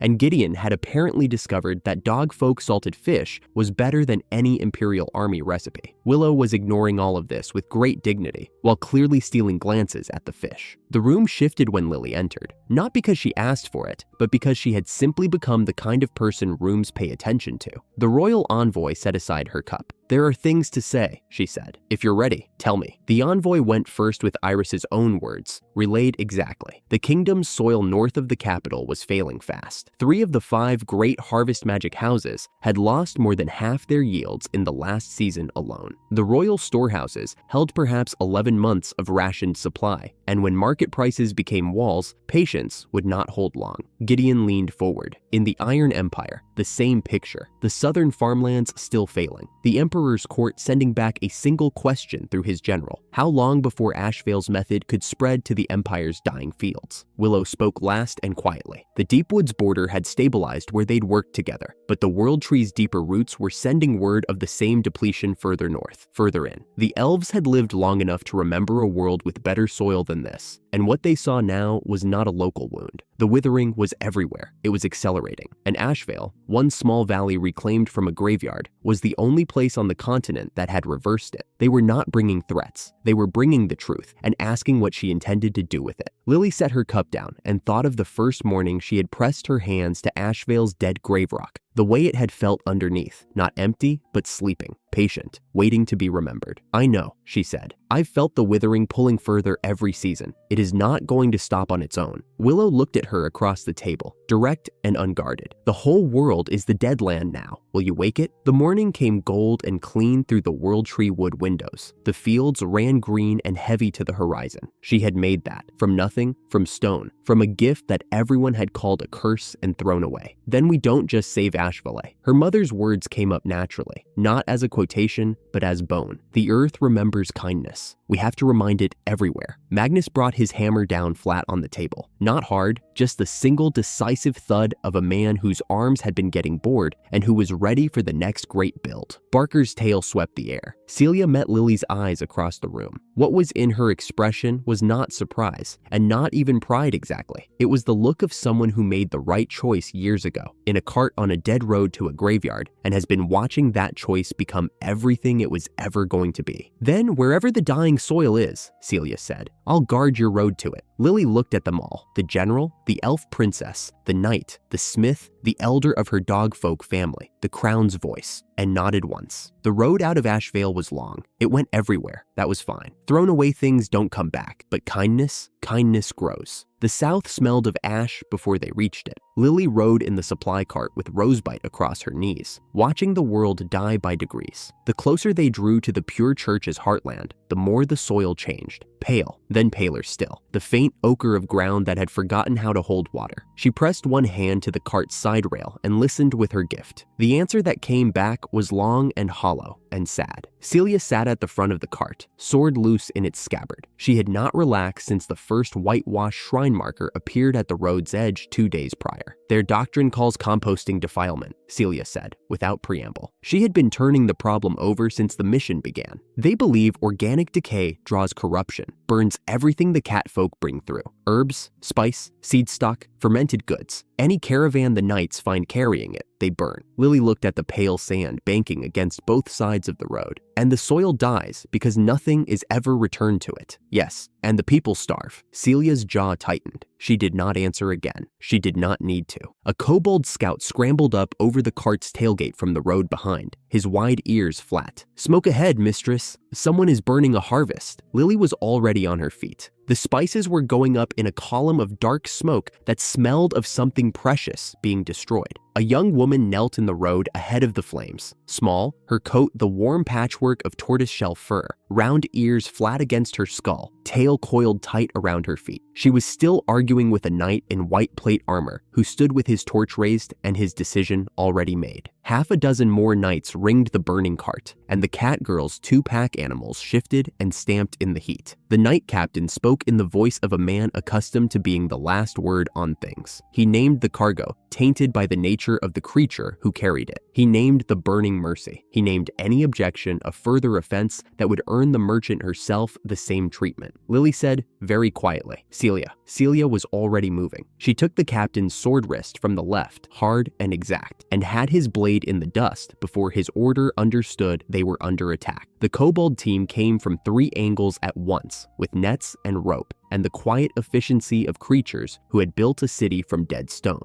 And in the time it took the captain to shout, all 6 knights were on their knees in the sand, without a bruise on them, and without a single blade drawn on Lily's side. Lily climbed down from the cart and walked to the fire. She pulled a water bladder from her belt and began dousing what she could reach. The kobolds salvaged from the smoke, bundles still smoldering at the edges, passed hand to hand, smothered against cloaks. Her gift was already reading the surviving goods, heat-stunned, dry, but alive at their cores, the way desert things learn to be alive. Seed purpose intact. The cat girl had not moved. She was watching Lily with the careful stillness of someone deciding whether a new thing was real. "Those are medicines." Lily held out a salvaged bundle. "Not poison." She turned to look at the girl. "Are you all right?" Her ears lifted, slow, hesitant, as if they were asking permission. "You? A human? Saving us?" The tail uncurled an inch. "Then you've got a friend in the sands, Naya." Her name was Millie. She was a desert spice trader, and what remained of her stock fit in 2 saddlebags, a fragment of a 100-mile journey reduced to ash in an afternoon. Lily bought what was left at fair price and asked everything Millie could tell her about the heat-hardy crops that still survived in the south. The knight captain, kneeling in the sand with his wrists in kobold rope, announced that they would all answer to the saint herself for defiling a holy purification. His voice had acquired the careful quality of a man preserving dignity from a losing position. Across the shimmering desert air, a white palanquin came into view on the road. The palanquin was the whitest thing in that landscape and seemed to know it. It moved on 8 bearers in white linen, and the silence around it was not the silence of open sky, but the silence of something that had decided the world was beneath it. The curtain opened. St. Grace descended. She was pale where the desert was gold, still where it shimmered, cold where it burned. Her hair was the color of bleached bone, gathered without a strand out of place. Her robes were white so crisp they seemed to shed the desert dust on principle. Her eyes were the gray of an empty winter sky, thin in the way of someone who has not been nourished in a long time, visible in the jaw and throat, in the slight translucence of her skin, but carrying herself with the rigid composure of absolute conviction. Those eyes found Lily at once. What Grace said about her, about the soil under her nails, the living smell that still clung to her cloak, the catfolk beside her, the surviving spices in the cart, the kobolds, and the nature of everything Lily did and was, came in several sentences, each precise and building on the last. The narrator who watched understood. Grace did not merely fear dirt, she feared life itself, and had organized that fear into doctrine careful enough to mistake for theology. She named Lily a heretic of unusual concentration. She named what would follow mercy. Celia's hand moved to her hilt. Lily set 2 fingers on Celia's arm. She looked at Grace the way she looked at troubled soil, not with her eyes only, but with the deep listening that had been in her since the day at the altar, when everyone else saw nothing and she heard everything. What she heard now was a body quietly failing from the inside, not from lack of food available to it, but from refusal. The saint ate blessed water and twice processed grain with every living element removed, and had done so for long enough that her body had run out of things to quietly compensate with. Her skin was thin. The light behind her eyes was the bright, fragile light of something burning its last reserves. The doctrine was not protecting Grace. It was consuming her. There was a version of this Lily had seen before. The condemned thing, named foul by those with authority, surviving in spite of the naming, waiting waiting to be seen clearly. She did not say this aloud. She simply held Grace's gaze and let the reading do the work. "You are not strong," she said. "You are starving." Grace stopped. "Your purity is eating you from the inside." The voice was mild, unhurried. The way she spoke to soil she was not yet sure of. "Your skin is thinning. Your hands shake when you are not watching them. You have not felt warm after a meal in 2 years. A pause. "I am not guessing." The silence had a different quality now. Something behind Grace's carefully composed face was recalculating. Celia had gone very still, not with the readiness of a fighter, but with the stillness of a woman watching something old and unnamed in herself quietly rearrange. Then Grace straightened. She said Lily had no authority to read her condition. That discipline was not starvation. That a child who smelled of rot and consorting with beast folk was not qualified to diagnose a saint. She summoned white light between her palms and said purification would begin now, and it was mercy, and it would be swift. "One test," Lily said. The light paused. "Give me a patch of this dead sand. Let me wake it in front of your knights. Then let me cook what is in that cart and feed whoever here is hungry." She did not move toward Grace. She did not raise her voice. "If the land lives and no one is harmed by the food, the church admits its doctrine is part of what is killing this desert." Something moved through Grace's expression that was not doctrine. "Your faith should survive one green field," Lily said. "If it cannot, that tells us something." The white light faded between Grace's hands. "Fine." The word came out quieter than she had intended. She spent the next 3 seconds ensuring her expression did not change. Behind the cart, Millie pressed both paws over her mouth. "If anyone can outcook a saint," she breathed, "Naya." Lily chose a patch of sand away from the road where nothing had grown in a long time. She knelt and pressed both hands flat to the surface. Rosebite's blade angled into the crust the way she always set it in new ground. Not to dig yet, but to listen first. It was there, far beneath the dead-packed surface, sealed under years of ash burning and lost organic matter. Something still waited with the patience of things that have stopped expecting to be found, but have not entirely let go of existing. She felt it the way she had felt the soil in Ashvale on her first day. Not loud, not desperate, but present. She said yes to it. The shoot came up slowly, pale and querying, pressing between grains of sand as if unsure of its welcome. Then a second. Then the low, determined spread of a native desert runner, a plant that should have covered the South's open ground for years and had not grown because there had been nothing left to grow in. One of the knights took a step back, then a second, then a third, until the line of white armor had shifted with the involuntary movement of people watching something that cannot happen and is happening anyway. Green in dead sand. The condemned child had done in 10 minutes what their doctrine had never once promised to do: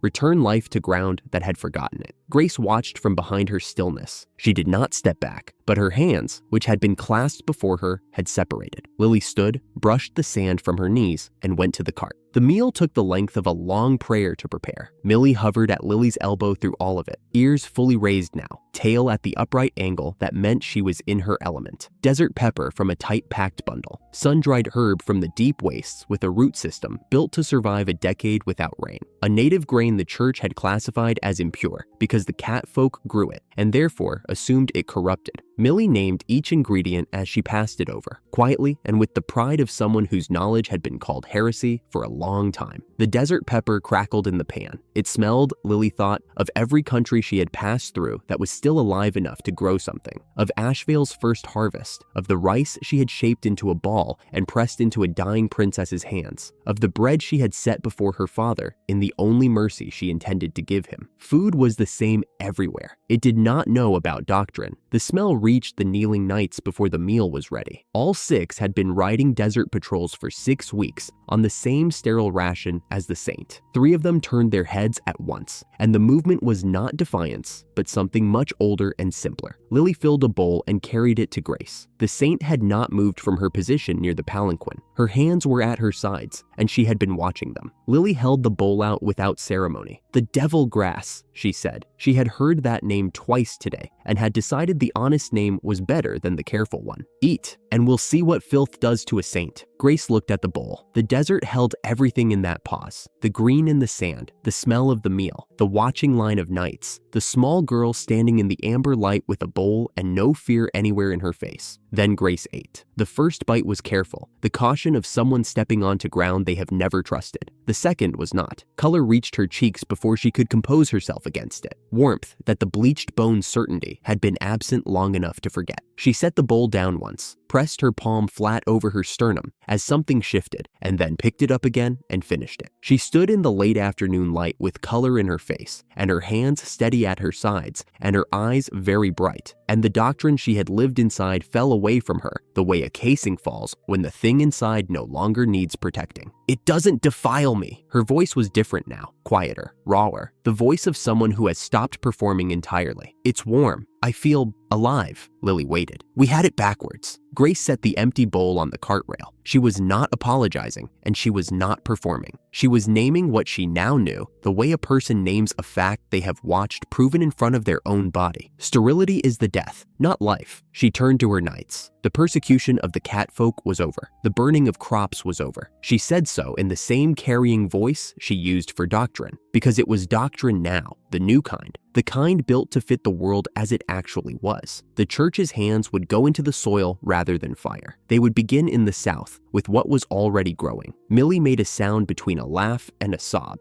and gripped the cartwheel with both paws. "Free at last, Nia, and our spices called medicine, not devilry." Celia stood with both hands open at her sides, nowhere near her sword. Something had settled in her face that Lily recognized, the expression of a person who has been quietly uneasy about something for a long time and has just watched it answered. "You beat a saint with a green field and a hot meal." Her eyes were very bright. "Of course you did, my lady." Lily waited while the knight captain's bonds were cut. He was looking at the green patch in the sand with the expression of a man watching a load-bearing wall develop a crack. She did not need anything from him. Agreement would come later, or it would not. And either way, the land would keep growing. She knelt one last time at the edge of the green patch, pressed both hands flat to the surface, and said goodbye to the soil the way her mother had taught her to greet it. Both hands, a moment of quiet recognition, an acknowledgement that the ground had answered. Then she stood, tucked Rosebite back at her belt, and walked to the cart. Grace was still at the palanquin's edge. She looked like a woman who had walked a very long road and arrived at a country that did not match any map she had been given. "Your faith wasn't holy," Lily said. Not as condemnation, as a fact, delivered with the same gentleness she used when she told depleted soil what it lacked. It was starving the world. Now it can feed it instead. A breath. Then, quietly, "Where do I begin?" "There." Lily nodded at the green in the sand. "Start with what's already growing." She climbed back into the cart. The salvaged desert seeds went into the storage box beside Rosebite. The kobolds settled onto the cart's running boards. Millie fell into step alongside with her ears high and her tail in a pleased arc. One saddlebag over each shoulder, and a look on her face like a person who has been handed back something they had stopped expecting to see again. Lily looked at Celia. "South," she said. "There's more land to wake." Celia clicked her tongue at the animals, and the cart moved on. Behind them, in the sand, the green runner spread another inch in the afternoon quiet, and another, and kept going long after they had rounded the bend and the white palanquin was out of sight. The dust came first, a brown wall rolling across the southern fields, swallowing fence lines and furrow rows as if they had never existed. Then the sound, a low continuous thunder that traveled through the ground long before it reached the ears. The weight of hundreds of animals running because standing still felt like dying. At the front of the herd ran something barely classifiable as a single creature, 5 meters of iron-shouldered red-brown muscle, horns wide enough to overturn a cart, eyes rolling beneath a brow scarred and ancient. A mutant red bison, the kind the scouts had taken to calling a disaster beast because the word monster was too small, and bull was offensive to bulls. Barker had 3 dozen kobolds spread across the south field with stakes and ropes. None of them were moving toward it. Celia had her sword drawn. "My lady." Her voice carried the particular flatness of someone choosing their words with great care. Adventurer guilds from 3 provinces tried to halt this herd. They failed. Lily watched the Ox King come. Her gift was already reading it, the deep exhaustion in those massive legs, the dull, confused urgency of a creature that had been walking through dead grass for weeks. The withering had reached even the Great Plains to the south, every blade of grazing land reduced to pale dust, and this creature still leading its people forward because forward was the only direction left. Not rage, desperation.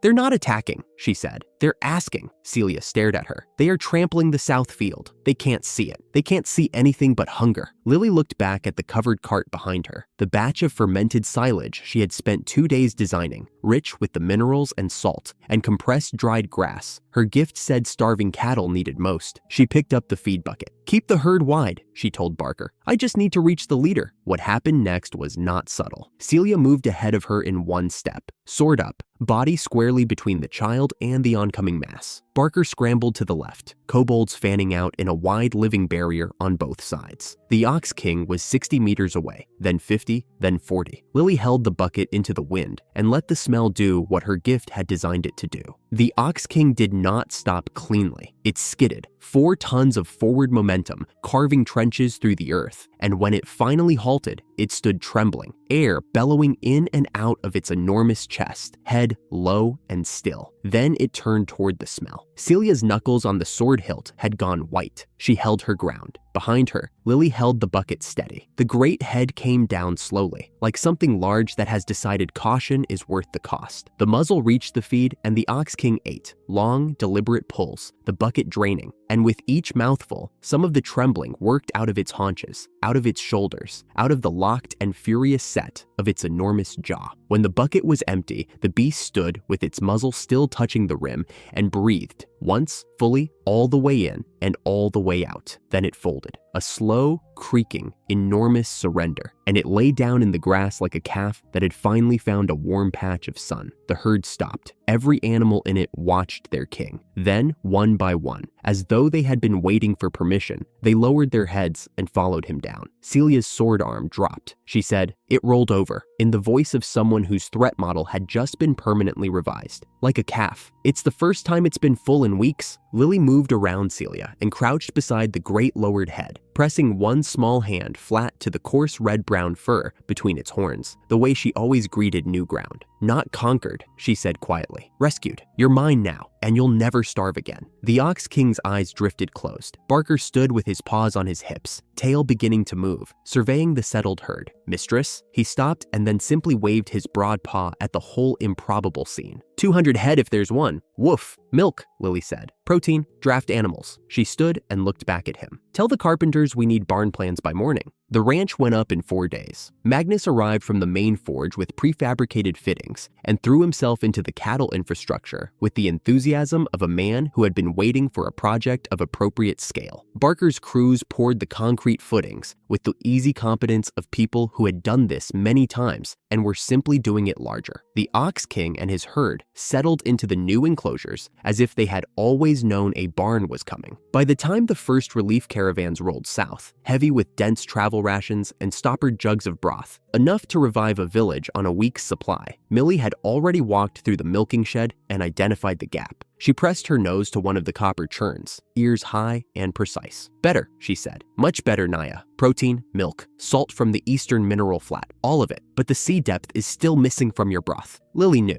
She had known for days. Then the news arrived. A merchant guild rider, white-faced and breathless, with a message from the northern relay posts. The king was mobilizing. His capital was starving, his authority made to look foolish by Ashvale's growing independence, and the kingdom's army had been called to road, 30,000 strong. Gideon's old words settled back into the room like a stone dropped in still water. "He will come with everything." Celia took the message, read it, and brought it to Lily in the yard. A starving king with an army and wounded pride. She glanced at the outgoing caravans. "You remember what Gideon called that, the worst kind of enemy." Lily signed the relief manifest without pausing. "We don't stop. Not for a king, not for anyone." "I know." A pause. "But the coast is the other direction, my lady." "Then we'd better be quick," Lily said, and set the manifest in the send pile. The sea smell reached them before the sea did. Salt on a flat, still air, with nothing living underneath it. No fish market tang, no kelp brine, just salt and the absence of everything salt usually carries with it. Celia rode beside the cart with one hand loose near her side. At the pace of the report, the army reaches the border inside a fortnight. The coast people don't have a fortnight. Lily had her eyes on the road ahead. Her gift was already reaching out past the low scrub brush toward the water, feeling for life, finding almost none, finding what little there was locked behind something it could not yet name. People are dying there now. The king can wait. The starving can't. Millie walked alongside the cart at the steady, ground-covering pace she used when she was thinking. She had been quiet for the last half mile, "I've traded the Saltmere coast," she said. "A year ago, it had the best deep fish market on the Southern Passage." Her tail had gone still. "Nobody's heard from it since." "I know," Lily said. "That's why we're going." Saltmere looked like a place that had stopped believing it would be found. The boats were rotting at their moorings, wood gone soft with disuse, rigging hanging in sagging loops, the pier planks dark with neglect. The nets had been piled on a dock and never put away again. From the village behind the harbor came the quiet of places that had stopped trying. The elder met them on the dock. He was gaunt in the particular way of the long hungry, skin gathered close over the bones with nothing to buffer between them, eyes that had already done the arithmetic on the situation and arrived at the number and were simply waiting. He gave them the warning with the flat calm of a man delivering established facts. A kraken had claimed the waters almost a year ago. It sank every vessel that tried to pass the shallows. The families who had lived on fishing had been surviving on stored grain since autumn, and the stored grain was nearly gone. "Turn back." His voice held no grief. Grief had been used up. "Saltmere's a corpse. The sea belongs to the kraken now." Lily had her hand on Rosebite and her gift in the water. She felt the life out there, past the dead shallows, in the cold deep channel beyond the kraken's range. Giant kelp in dense sheets, anchored in the dark at the bottom. Schools of deep fish, cold water rich, exactly the mineral depth she had been missing from the broth for months. The seal was not the sea dying. The seal was one creature in the wrong place. "The life's still out there," she said, "in the deeps. The kraken and the dead shallows, just lock it away." She looked at the elder. "Then I'll build a ship it can't sink. We're taking the sea back." The old man looked at a child of 5, making this promise on his dead dock. Behind her, Magnus laughed, the full-throated sound of a builder who had just been handed something worth building. Millie's tail curved upward in a pleased arc. Celia folded her arms and said nothing, because she had stopped trying to predict what Lily would build next. The village had no usable timber. Lily had planned for that. From the storage cart came the World Tree Limb, a branch granted by Willow's people from the deep wood, sealed against water, as if the living tree still ran through it. Magnus laid it as a keel on the harbor slipway, with a reverence he would never have acknowledged as reverence. "World Tree bones," he said, settling the last brace. He patted the keel, the way another man might a horse before a hard race. "Concrete armor, mithril skin, my finest yet." The kobolds built the hull forms around it, rebar cages in a double skin pattern designed overnight to distribute the crushing force of tentacle strikes across the whole hull instead of concentrating it at any single point. Willow's elf craft worker, who had traveled with the expedition under the terms of the Alliance, applied the drying accelerant that compressed months of concrete cure into 3 days. The mithril sheeting went on last, hammered to the outer bottom by Magnus and 2 kobolds who had learned his rhythm over months of shared construction. The fishermen watched from the dock's edge. They said, at regular intervals, that stone could not float. Magnus explained displacement at increasing volume. Lily drew the principle in the slipway mud, the same volume of water pushed aside, carrying the same load regardless of hull material. The fisherman nodded politely and did not believe her, which she had anticipated and planned around. On the 3rd morning, the hull was cured. Magnus supervised the launch. The great armored body slid down the slipway with the grinding of stone on stone, hit the water, and floated, steady, massive, completely without doubt. The World Tree keel rode the waterline, and the mithril bottom caught the cloud-filtered morning light, and the hull simply sat in the harbor, being exactly what it had been designed to be. One of the fishermen said, "It floats." He said it again, because once was not enough. The elder stood at the end of the dock for a long moment, with his hands at his sides. When he finally turned to look at Lily, his expression was that of a man whose model of the possible had just been overturned without warning. "You meant it," he said. "I always mean it." Lily was already walking the deck, checking the ballista mount Magnus had fitted to the bow, the anchor cleats for the harpoon lines, the rope stores. She stopped at the helm and put both hands on the wheel. "Celia, take the deck. Magnus, the bow station. Barker, your crew on the lines." She looked out at the Dead Sea. "We sail in the morning." The kraken came up from the deeps, like something that had stopped being patient. The first tentacle cleared the water 30 meters to port, tree trunk thick, reaching for the hull with the casual certainty of a creature that had never not gotten what it reached for. It struck the concrete, and the sound was not the crack of splitting planks. It was a flat report, like a hammer off stone. The arm recoiled. Beneath the water, something massive registered for the first time that this situation was different. "Hull's holding!" Barker called from the port rail, and his kobold crew was already moving to the harpoon mounts. Lily stood at the helm with both hands on the wheel, her gift in the water below, reading the current and the creature's movement the same way she read troubled soil, not to command, but to understand what was coming, so she could tell her people in time. Lure it forward. The baited line, now. The line went over the side. The mineral compound she had prepared, assembled from what the deep water prey used as distress signals, spread into the current, and the sea answered. What came up was the full shape of it. Vast, 8 tentacles, and a body the size of the Saltmere grain hull, eyes cold and lamp yellow, beak the color of old iron. It struck the hull twice more, hard, and chipped the outer face of the concrete both times. The ship swayed and held. Barker's crews hauled the bind lines taut. Celia! Lily's voice was steady. The near arm. Celia was already in the air. She went over the port rail without a sound, blade in both hands, and she took the tentacle at the joint where it was driving toward the deck, not reaching for the creature's core, just the specific arm about to crush the rail. The cut was clean and deliberate. She landed, rolled, came up moving immediately to the next arm that was already rising. The kobold ballistae fired, 4 harpoons trailing heavy lines that ran back to the anchor cleats, binding the beast to the ship's own weight. Vast as it was, the harpoons held. Together, Lily said. On my mark. Magnus fired his deck weapon. Whatever it launched hit the water to the Kraken's left at speed and went deep, and what followed traveled through the hull and up through every boot sole on deck, a deep percussion that found the creature from below and stunned it through every arm at once. The tentacles went slack. The massive body stalled in the water. Haul, Barker said, and his crew hauled, and the lines shortened, and the Kraken did not fight the way it had fought before. The sea went quiet. From the shore, barely visible against the gray, Saltmere's dock was black with gathered people. When the quiet reached them, they understood what it meant, and the sound that came back across the water was the sound of people who had stopped hoping and had just been asked to start again.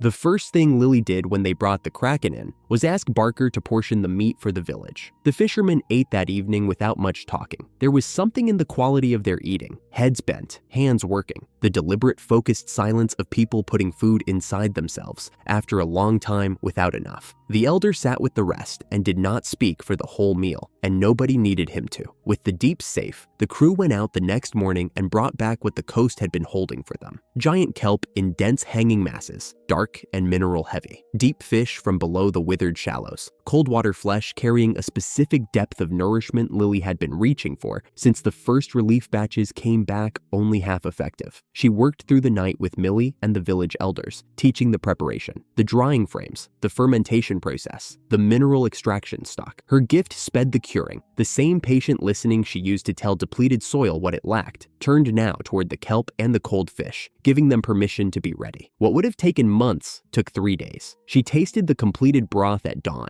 It was whole. The depth she had been missing was there, a low mineral warmth beneath the nourishment, the thing her gift had been reaching for across every relief batch since the first caravan rolled out. The worst cases, the mana-poisoned and the deeply starved who the first caravans had only partially revived, this would bring them back. Millie stood beside her and tasted from her own spoon. Sea spice and kelp, she said, ears fully upright. The relief food just got mighty, nya. The elder found Lily at the dock's edge as she was sealing the first completed batch into the relief containers. He sat down on the dock post across from her, slowly, with the care of old knees, and held his empty bowl in both hands. The harbor's alive. He sounded like a man recovering from something. We're fishing again. Lily looked out at the boats, a dozen of them, putting out on the morning tide for the first time in nearly a year. The drying knowledge was left with the village, the fermentation process written out, the equipment in place to scale it. Saltmere was now part of the wider relief network. It would not need her here again. Then, quietly, "Bless you, child. You gave us back the sea." She was still thinking about what to say to that when the rider arrived. He came down the coastal road at the kind of speed that means the news will not wait. He was off the horse before it had fully stopped and delivered the message in the flat, careful voice of a man who had been afraid of getting it wrong the entire ride. The king's army had reached the border of Ashvale's territory. 30,000 soldiers encamped at the Iron Road crossing. The forward scouts had been in position 2 days prior. The main body had arrived yesterday. No demand sent yet, but 30,000 soldiers at a border was its own kind of message. The dock went very quiet. Lily stood and looked at the harbor one more time. The boats on the water, the smoke from cookfires, the processing frames Millie was already organizing, the sound of Saltmere working again. Built what it needed, it would hold. She turned away and walked walked to the cart. "Tell Magnus I want full readiness at Ashvale's walls when we arrive." Her voice was steady and clear. "Tell Barker the defenses go to full roster now, and send ahead to every relay post between here and home.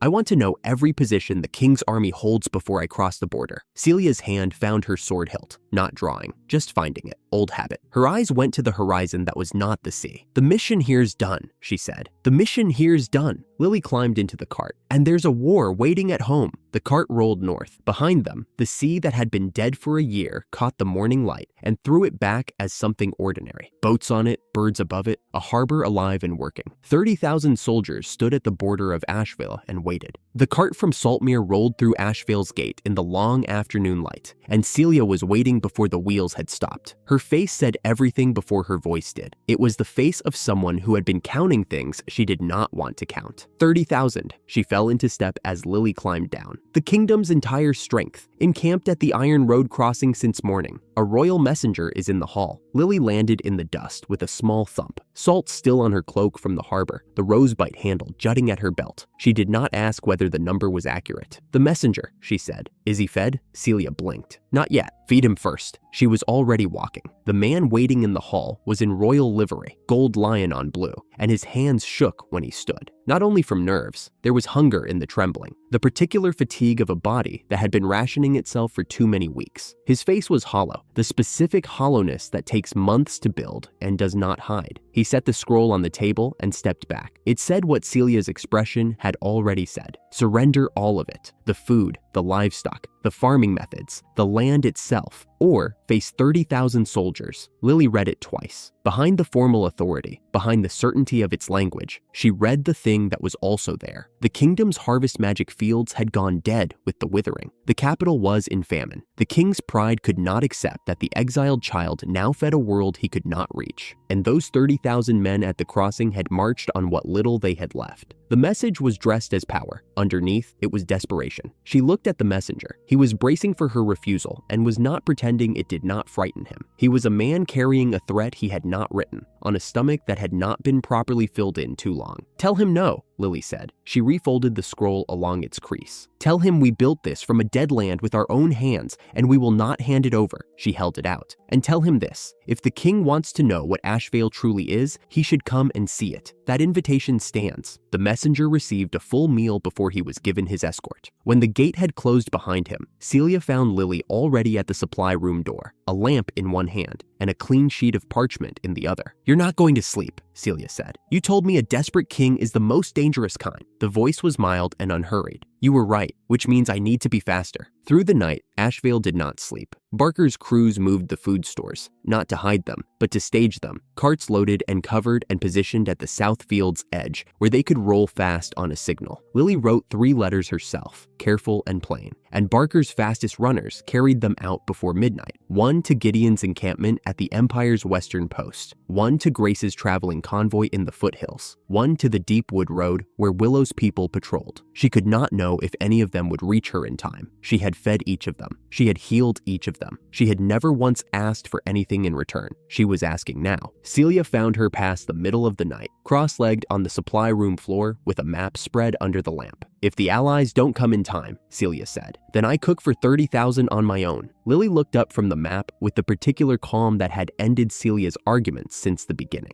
"It will just take longer." Celia sat down on a supply crate. She had learned, over enough years, when Lily's decisions were already made, and the conversation was only their echo. "Get some sleep," Lily said. "A few hours at least. I need you sharp." The royal host came with the dawn. 30,000 soldiers were enough to darken the horizon, a mass of armor and banners, and the deep, felt vibration of that many boots moving together. The crown's banners flew at every quarter, royal gold on blue, the lion rampant. At their head, King Aldrich rode in full royal plate, the morning light sheeting off polished steel. A tall man on a tall horse, built by a lifetime of certainty. He had no reason until this morning to wonder what that certainty rested on. Ashvale's defenders held the walls. Barker's crews stood at the covered food carts at the south field's edge. Celia stood at Lily's right shoulder, hand open at her side. The army closed the distance, a quarter mile, an eighth. Then, on the eastern flank, the tree line moved. Silver pale and completely silent, elven archers stepped from the deep wood's edge in perfect formation. Bows held and unstrung, presence making the argument their weapons did not yet need to make. The royal host's eastern column slowed without an order being given. From the north came hoofbeats, steady, heavy, the percussion of heavy cavalry in a controlled canter. Gideon's Iron Empire riders crested the hill in 4 broad columns, dark iron armor catching the morning light, the Empire's banner cracking in the wind. At the column's head, Gideon's enormous frame was unmistakable from any distance. From the west, a flash of white, Grace's reformed church knights in clean livery, the old mourning stripe gone from their breastplates, riding in formation with Grace at their head. She sat her horse with the upright bearing of someone who had come to answer a debt that had been weighing on her for months. The 3 forces settled into position and were still. They did not advance. They did not call out. They formed a ring around the royal host on 3 sides, with Ashvale's walls at the 4th, and they waited. The king's horse stopped. In the silence after, the sound of the royal army changed, the forward momentum of 30,000 men becoming something slower, something with the quality of an animal that has realized the field is different than it appeared. The word spread through the ranks in pieces, soldier to soldier, until it reached the walls. The king had looked east, then north, then west. He demanded to know how the Empire, the church, and the elves could stand with a farmer, a girl, a child the crown had let be exiled. He said it the way a man says the thing his certainty tells him cannot be true, because the alternative, that it is true, has not yet arrived where he lives. The world had moved for her. It had moved because she had fed it and healed it and freed it. And not one of those 3 things had required a single spell. Lily touched Celia's arm once. No one strikes first. She said it clearly enough for the wall's defenders to hear. We try it my way. Then she walked down from the wall. The field kitchen had been left at the gate the night before, as she had asked. A clay cookstove on folded legs, a large pot, 2 small crates of ingredients packed by her own hands. She lifted the first crate. A pair of kobolds carried the second. 300 paces of open grass separated 2 armies. She crossed it at a steady walk, not hurrying, not hesitating, the walk of someone who has made a decision and is executing it. At the midpoint, she stopped. She set down the crate. She unfolded the stove's legs and struck the fire. 30,000 pairs of eyes watched a 5-year-old girl light a cookfire in the middle of an armed standoff. Behind her, she heard Celia draw a breath that never quite became a word. But Celia did not follow, because Lily had asked her not to,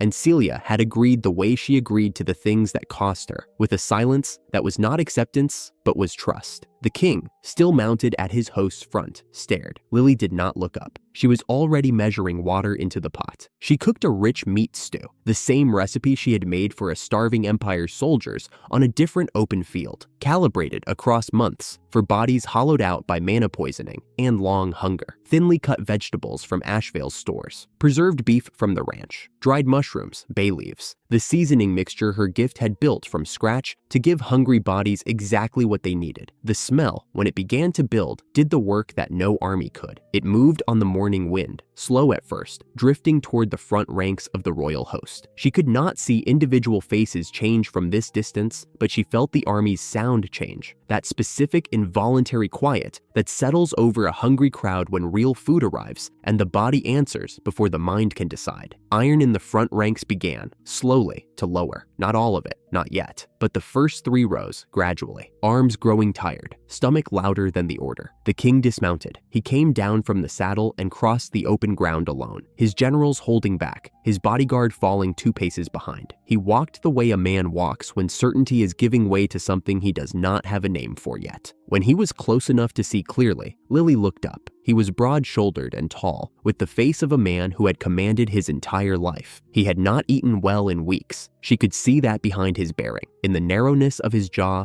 and the thinness at his temples. He was not a monster. He was a sovereign whose kingdom had followed a creed off a cliff, and who was only now arriving, slower than the cliff, at the knowledge of it. He looked at the pot. "Your Majesty." She gave the title the weight it deserved. "Come down, I'll cook." He looked at her for a long moment, at the small girl with dirt on her knuckles, and a mithril spade at her belt, tending a fire between 2 armies. Then he sat down in the grass across from her. She served him in a plain wooden bowl, broth deep, and ingredients even. The way she served anyone who needed feeding. He held the bowl and did not eat. He said what his creed demanded, that power was mana, that worth was measured in skill and rank, that the order of things was clear and had always been clear. He said it in the careful tone of a man telling himself something he requires to remain true. Lily listened until he was finished. "No magic touched this," she said. "The girl your kingdom called cursed grew it from dead soil." He looked at the bowl. "Your kingdom worships mana," she said, "and that worship killed the soil and starved your people. The same creed that called me cursed for lacking it, that creed is what is starving you now." The truth settled between them. He could not hold it in his hands or challenge it in court. She had given him only a bowl and 3 sentences, and the ground beneath his certainty was already giving. He ate. The first bite was cautious. The second was not. Whatever true nourishment was, the deep cellular fullness of something grown in living soil, prepared with genuine care, it arrived on the 3rd bite and did not stop. She watched his face as the creed fractured, not all at once, not with a sound, but the way ice fractures from invisible internal pressure until the surface can no longer hold. He said something quiet, almost to the bowl, a question about what his mages had actually built, about what the ground under his kingdom had been turning into for a generation,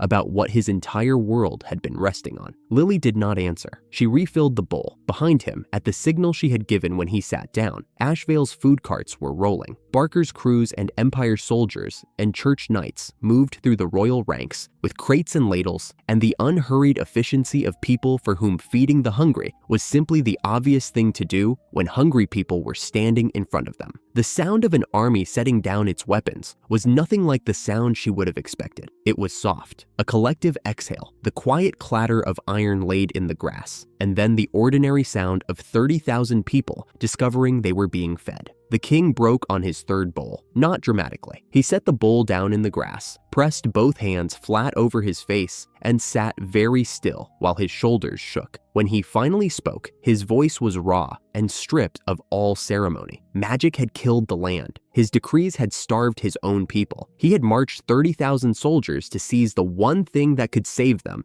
because he had not known how else to reach for it. He said each word slowly. He meant everyone. Lily let him finish. Then, living soil and care feed life. Mana forces it, and forcing it kills. He looked up at her. She rose and raised her voice over the open field. "Feed them, all of them. No one leaves here hungry." Barker's tail swept a wide arc through the trampled grass at 40 paces. The afternoon poured warmth across the plain, and what had been a conquering army simply ate. Gideon came down from his horse with the deliberate movement of a very large man who has chosen the ground rather than the saddle. He lowered himself to the grass near the cookfire, looked at the king, looked at the bowls, looked at the impossible image of a battlefield turned dining hall. 30,000 fed, he said. None dead. That's a victory no general wins. Grace arrived from the western flank and did not speak for a while. She stood at the edge of the ground and took in all of it. Iron weapons resting in the grass, bowls passing from hand to hand, the sounds of an army that had forgotten, for an hour, that it had come here to destroy. Her white robes were clean against the trampled green. When she finally spoke, it was almost to herself. The church had once burned food in the name of purity. It would not burn it again. Willow came last and settled in the grass near Gideon with the bearing of a woman who had several centuries of pride and had decided today to put it down.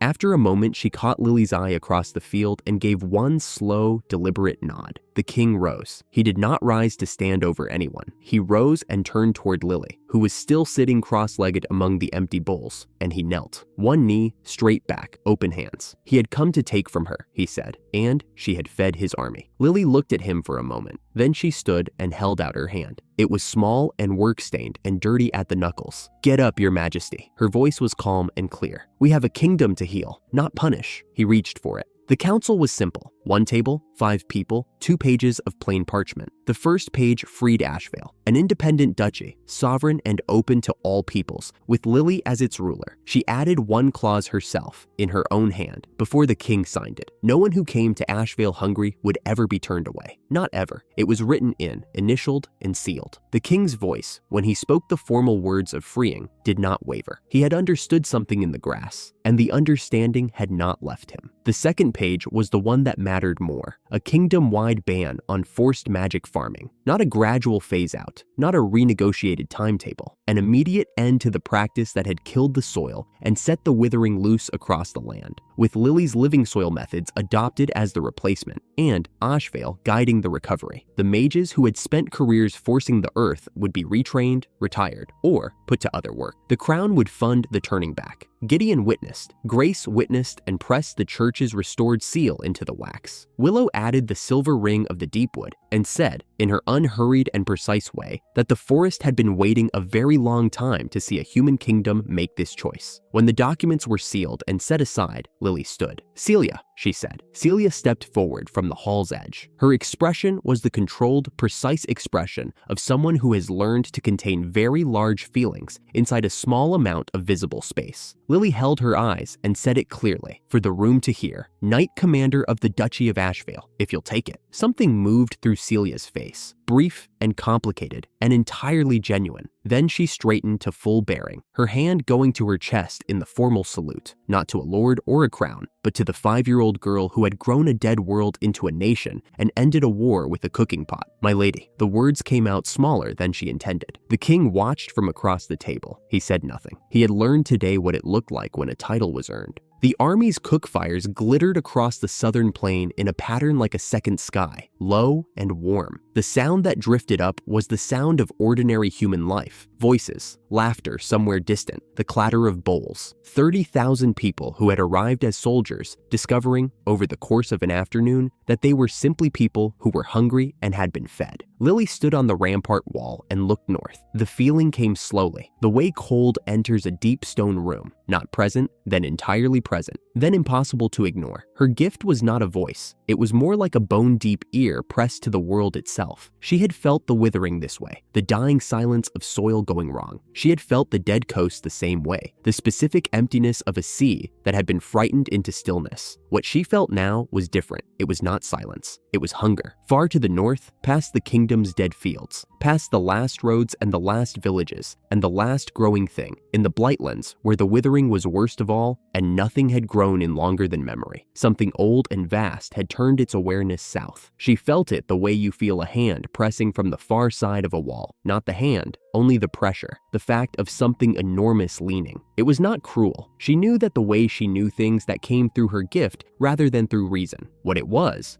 starving. Starving in the way a land becomes when it has been emptied too completely for too long. A hunger so deep and so old that it had become indistinguishable from grief. And it was turning toward her. Celia appeared at her shoulder without a sound, the way she always found Lily in silences. Her voice, when it came, was quiet. "What is it you feel out there, my lady?" Lily stood with the pressure of the vast northern hunger moving through her gift. Then she said it plainly, in the voice she used for facts that frightened her and that she was going to face regardless. "Something's woken in the north. Something starving enough to eat the world." The cook fires glittered below. The sky was enormous and very full of stars. "Then we'll have to feed it," Lily said. She turned from the north and went inside. The gift told her before the scouts did. Lily was already on the rampart when Celia found her, both palms flat against the cold stone parapet, reading the north the way she read soil, layer by layer, asking what lay beneath the surface. Something enormous was moving toward them, not one presence. Thousands upon thousands, spread across the full width of the horizon, and beneath the vast weight of it, the note she knew better than any other, the thin, hollow resonance of living things that had not eaten in a very long time. "How many?" Celia stood beside her,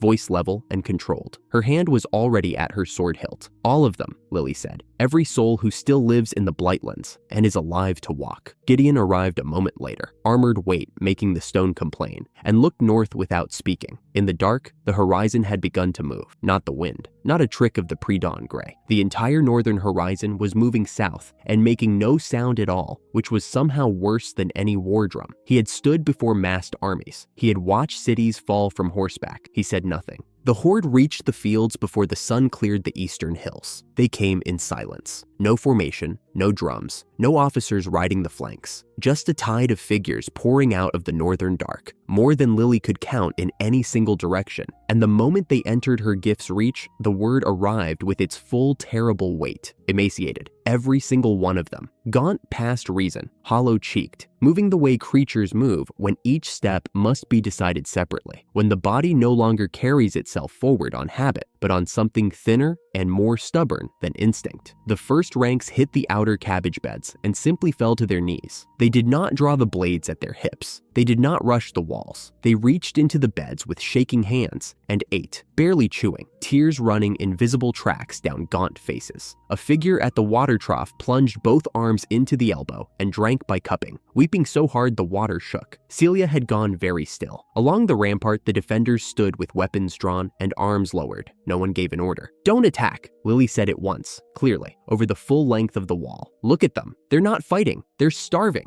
The silence that came back was not agreement. It was the absence of disagreement, which, in this moment, was enough. Gideon looked down at the fields for a long time. When he looked at Lily, his enormous weathered face held the expression it wore when something he had understood about the world stopped being true. "An army that drops its swords for a turnip," he said. He shook his head once, slowly. "I've never seen the like." Lily was already moving toward the stairs. Neither had I. Barker was already at the gate when she descended. His crew assembled behind him in a half circle of quiet readiness. His tail was very low, very still, the foreman reading a job site before committing to a plan. "How many, mistress?" she told him. It took a moment to arrive at the count. Gift stretched as wide as it would reach across the vast and starving field. When she said the number, Barker's ears came straight up, not in alarm, but in the recalibration she had come to know on him. The plan was too small, and the plan was already being remade. "We'll need everything," he said. "Yes, preserved stores first. Broth, hardtack, anything already made. Water before food, as much as anyone wants, then cook in shifts." She was already moving through the supply yard, Rosebite at her belt, eyes on the gate. "No one turns anyone back. No one starves at my door." The relief crews went out in teams, and the work Ashvale had been building toward since its first winter, feeding the starving, asking no proof of worth, no test of belonging, began at the largest scale it had ever been asked to bear. It held, and as Lily walked the lines with her gift reading every face she passed, she felt the understanding she had been reaching toward since the night on the rampart, finally close and locked. The withering did not press equally on every land. The north was its worst. The north was where it was killing fastest. Whatever had been draining the world's deep soil had started somewhere in the Blightlands and had bled outward ever since, slowly, for centuries, until the thing at the center was barely recognized as the cause. She needed to find the thing at the center.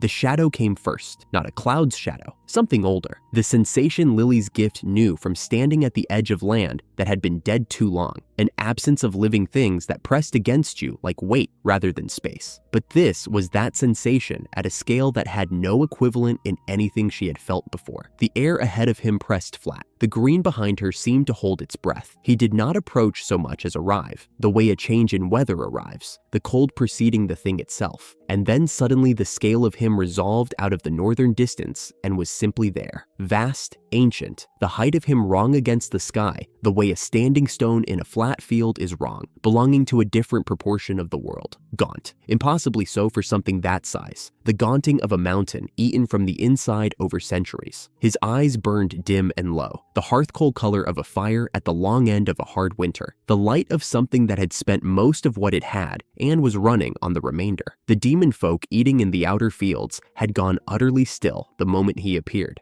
Gideon's hand dropped to his sword and did not move from there. Celia did not speak. The open ground between them and the Demon King was perhaps 40 paces, and every one of those paces felt like no distance at all. The hunger in him moved through the air without words, pushing against the world the way a tide pushes against a shore that is not strong enough to hold it. He was looking at Ashvale's fields, at the green, at the clean water running in the aqueduct channels, at the living soil, the real food, the growing things. The meaning of his attention was as clear as any demand ever spoken. All of it. Every living thing within reach. Celia's breath was audible. Even Gideon had not moved. Lily walked forward. Behind her, Celia made a sound. Not words, just the particular barely contained sound of a person physically preventing themselves from following. Lily did not stop. The Demon King looked down at her from the full height of his scale, with the ancient blankness of something whose relationship to small things had long since ceased to include surprise. She was 5 years old and small for it, and she stopped 10 paces from him in the open ground and looked straight back up. "I won't be robbed," Her voice was clear and carried easily. "But I'll feed you." His contempt moved through the air before any words could. A child, a mortal, a meal offered against an age of hunger. The vast cold certainty of something that had stopped believing small things could answer large ones. "A wager," Lily said, her eyes unmoving. "Taste what a living world gives. If it doesn't move you, take what you want." A pause. "But taste it first." He was still. The hunger pressed. She held his gaze. She spoke again, quieter now. "Your hunger isn't only for food. It's for the living world your land lost. The green, the clean water, the taste of something that grew in real soil instead of ash." She let that settle for a moment. "I know that hunger. I was given dead land and told it was a curse. But under the dead stone, the soil was sleeping. The earth remembered kindness. It always does. So does everything that was once alive and isn't given up on." Something in the vast presence shifted, not immediately, but with the slow, enormous inevitability of weather changing. He had not been spoken to that way in a very long time. Answered rather than fled. Addressed rather than dreaded. The contempt had gone somewhere else and left behind a quality with no clean name. The wordless state of a being that has been correctly described by someone it expected to fear it. He accepted. She cooked for the end of the world the same way she cooked for anything else, with attention and with what was actually there. The bounty of everything the living world she had rebuilt could give. Grain from the first soils she had broken with rosebite. Vegetables from beds that had once been dead ash. Fish from the coast she had revived. Spices and dried fruit from the trade roads her network ran. Sea kelp and preserved broth from the harbors her crews had taught to live again. The things of every land she had asked to come back, brought together at this one table. She served him without ceremony. He was cautious at first, the caution of something very old when offered what it had stopped expecting. He tasted. She watched the hunger in him shift from the vast, blind, pressing quality of something that has lived so long on ash that consumption and grief have become the same act, into something specific. This sweetness, this salt, this warmth, the taste of a thing that had grown from real soil and been prepared with care for something that needed it. His great hands stilled around the bowl. He ate the way he had not eaten in an age. He was weeping before the third bowl, not the quick overwhelm of human grief, something older and slower. The dissolution of a sorrow held too long in too large a container. The dim hearth coal eyes wet and running. The enormous frame shaking with the small, helpless, regular tremor of something that cannot stop. Life. His voice moved through the air, the way deep sound moves, not loud, but everywhere at once, felt as much as heard. "I had forgotten." The vast frame shook again, a pause as long as weather. "I never wished to devour the world, only to end the hunger." Lily did not speak for a moment. Then, simply, "I know." Celia had put her hand over her mouth at some point during the weeping. She lowered it now,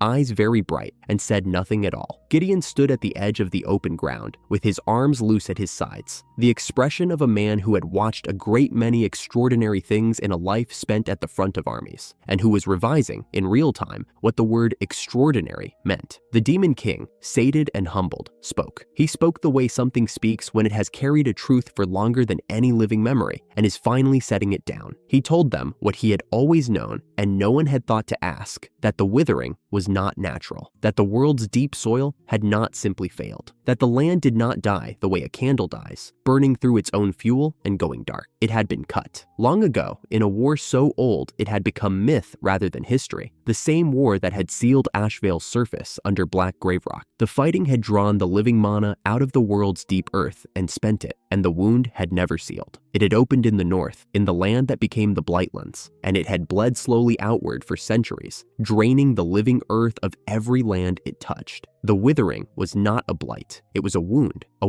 with a source, a wound that had been bleeding since before anyone alive had been born to witness it. Lily stood very still, thinking what she always thought when her gift showed her something a soil could not do on its own. What has been done can be undone. What is sleeping can be woken. What was taken, with patience and with enough people, can be returned. So the war tore the living mana from the deep soil, she said slowly, starting in your land, and it has been bleeding ever since. The Demon King lowered his great head. Yes, and Ashvale's grave rock. She did not finish the sentence. It was finishing itself in her mind in the way a key finishes when it finds the lock it was made for. The same sensation she had felt on the very first morning her hands touched Ashvale's stone and heard the soil singing beneath it. Is it Scar? Gideon's voice came out rough and strange. He looked at the ground, then at Lily. That's why the living soil survived under it. The grave rock sealed it in. The whole famine. Celia's voice was very quiet. It began with the war that made Ashvale. The silence had the quality of something turning over and everyone standing there all at once. Lily said it out loud because it needed to be said out loud, and because the people listening had earned hearing it said plainly. The Deathland was the key all along. The Demon King reached into the dark of his cloak and brought out a seed. It was small, wrong seeming for something his scale, which made it stranger. Hard, brown, furrowed, the color and texture of dead wood. He held it on one enormous palm without a word. The only thing his dead land still grew. His people ate them for the grim sustenance of something that would not let you die entirely, but that had never, in all the centuries of the wound, tasted of anything but ash, and the old memory of what the land had been before it was cut. Lily took it in both hands. Her gift read it immediately, not for what it appeared to be, but for what was present beneath the appearing, beneath the hard, bitter surface, beneath the furrowed brown. Still there, not dead, dormant, patient. The same quality she had found in Ashvale's grave rock on the first day, in the world tree's dying roots, in the dead harbor's poisoned water. A living thing, waiting under the wrong conditions for someone to ask. She breathed with it, she asked. The seed did not burst into light or flower before their eyes. It simply softened, the hard surface easing, the brown warming towards something that was not quite dead wood anymore. She coaxed it the way her mother had taught her to greet new ground, patiently, without demand, giving the thing inside a reason to answer. She held it back out to him.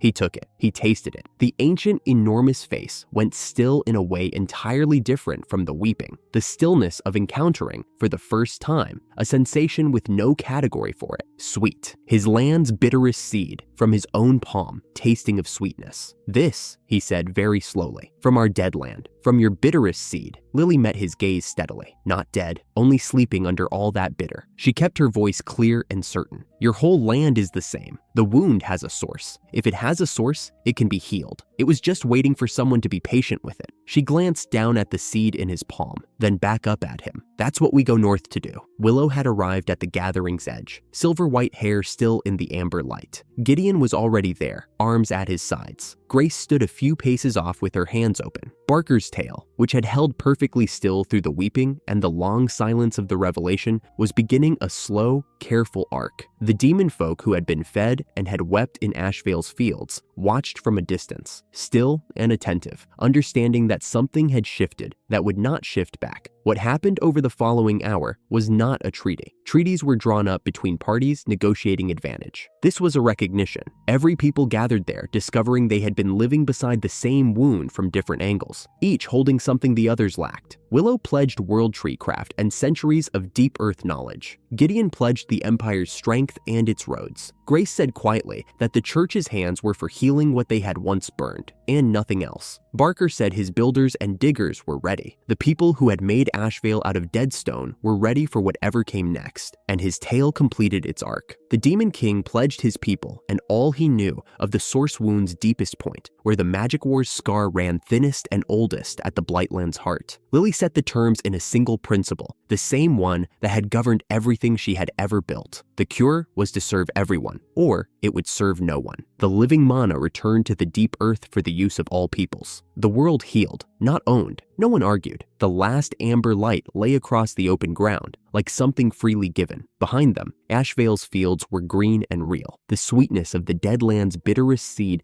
passed from palm to palm around the gathering. Something small and alive and extraordinary as a meal shared among people who had arrived from the far edges of the world and found at last that there was room enough at the table. The expedition had been walking for 2 days when the world stopped trying. On the first day, north of the council ground, the Blightlands were simply barren, pale soil, a few dead grasses, rock formations wearing the white crust of something long drained. Barker kept his nose low, reading what the ground could still tell him. Gideon said nothing, but his jaw worked. On the second day, the rocks began to powder at the edges. By mid-morning, the soil beneath their boots was not dirt, it was dust, fine and gray, the color of ash that had been ash so long it had forgotten what it once burned from. Barker picked some up in his broad paw and let it run between his fingers. It fell without a sound. The Demon King walked ahead of them all, The vast, sorrowful shape of him moved through the dead landscape the way a shadow moved, unhurried, without hesitation, as if every step was a step he had made before and would not choose to make again. The allies spread behind him in a long column, Gideon's iron frame, Willow's silver hair catching no light at all in the bleached sky, Grace's white robes the color of the dust itself, Barker's kobold crews hauling the laden carts of living soil, and Celia 2 steps behind Lily at all times. The demon folk came last, hundreds of them, quiet and patient, carrying their share of whatever the dead world could still need. Lily walked in the center of it all with Rosebite at her belt. Her gift had been reading the land since the border, and what it told her now was not pain, exactly. It was the absence of pain. The land was not screaming. It simply was not there, like pressing your hand to a chest and finding no heartbeat, no warmth, nothing at all. Then the Demon King stopped, and there it was. It was a depression roughly 2 miles across, though distance behaved strangely near it. The far edge seemed to shift when she tried to look at it directly, as if the wound refused to be measured. The dust around its rim was finer still, fine as the space where something should have been. The air above it was the color of old slate, and absolutely still. No wind moved in or out. Lily stopped at the edge and pressed both hands flat to the ground. The sensation hit her like stepping into cold, deep water. Her gift reached out the way it always did, reading, listening, asking what the earth needed, and found nothing. Not the emptiness of a fallow field, not the quiet of a graveyard. Nothing in the way that a word vanishes when the voice that said it is gone. The living mana that had poured from every soil in the world had been bleeding here for 1,000 years, and what lay beneath her hands was the wound it bled from. She sat back on her heels. "It's not barren," she said quietly. "It's unmade. The living mana is just gone." Celia crouched beside her. "Gone where?" The Demon King answered before Lily could. His voice was the low resonance of something very old and very tired, and the meaning of it moved through the air before the words could be followed cleanly. He told them what his people had learned in 1,000 years of watching, that the wound was not passive. Others had tried long ago to give it back what it had lost. The wound had taken everything they gave and left them with nothing. "Behold," he said, and those 2 syllables carried the grief of 1,000 years. "The wound that ate my world." Gideon made a sound low in his chest, the sound of a man who had seen the aftermath of sieges, recognizing what a particular kind of defeat looked like at a landscape scale. Willow did not speak. She stood with her hands pressed together and her eyes moving slowly across the wound's breadth, her centuries of knowledge recalibrating against something that outscaled every category she had built them from. Grace said, very softly, 1,000 years. Barker's tail had not moved since they stopped. Lily was still on her heels at the wound's lip. She had always been small against the large things she walked toward. The grave rock on the first morning, the Iron Empire's army, the Demon King himself in the open ground north of Ashvale. She read the wound for a long time. Then she stood, brushed the gray dust from her knees, and said, "Then we make it beat again." Carefully, what she did not say, because she had never once wasted a warning she could use as a beginning instead, was that she was frightened. The attempt was simple in concept. She knelt at the wound's edge, where the dust was finest, where the tear ran deepest by the measure of her gift, and she opened the green word, the same gift she had whispered to Ashvale's grave rock on the first morning anyone had ever called her worthless. She reached down through the gray powder and found nothing, and reached further, and found the shape that absence had worn over 1,000 years. The living soil from Ashvale waited in the great earthen pots behind her. She drew it toward the wound the way she had always drawn good soil toward a depleted place. Patient, measured, speaking under her breath to the earth the way her mother had taught her. Green flickered, barely, a thread of it, the color of early spring when snow was still on the ground. Green so new it was nearly transparent. It caught in the gray dust the way a flame caught in wet kindling. It held for one breath, too. Lily pressed harder. The wound took it. Not slowly, not reluctantly. The way a drain took water. Immediately, completely, without memory of what it had swallowed. The living soil went to gray dust in a heartbeat. The green thread was gone, as if it had never been.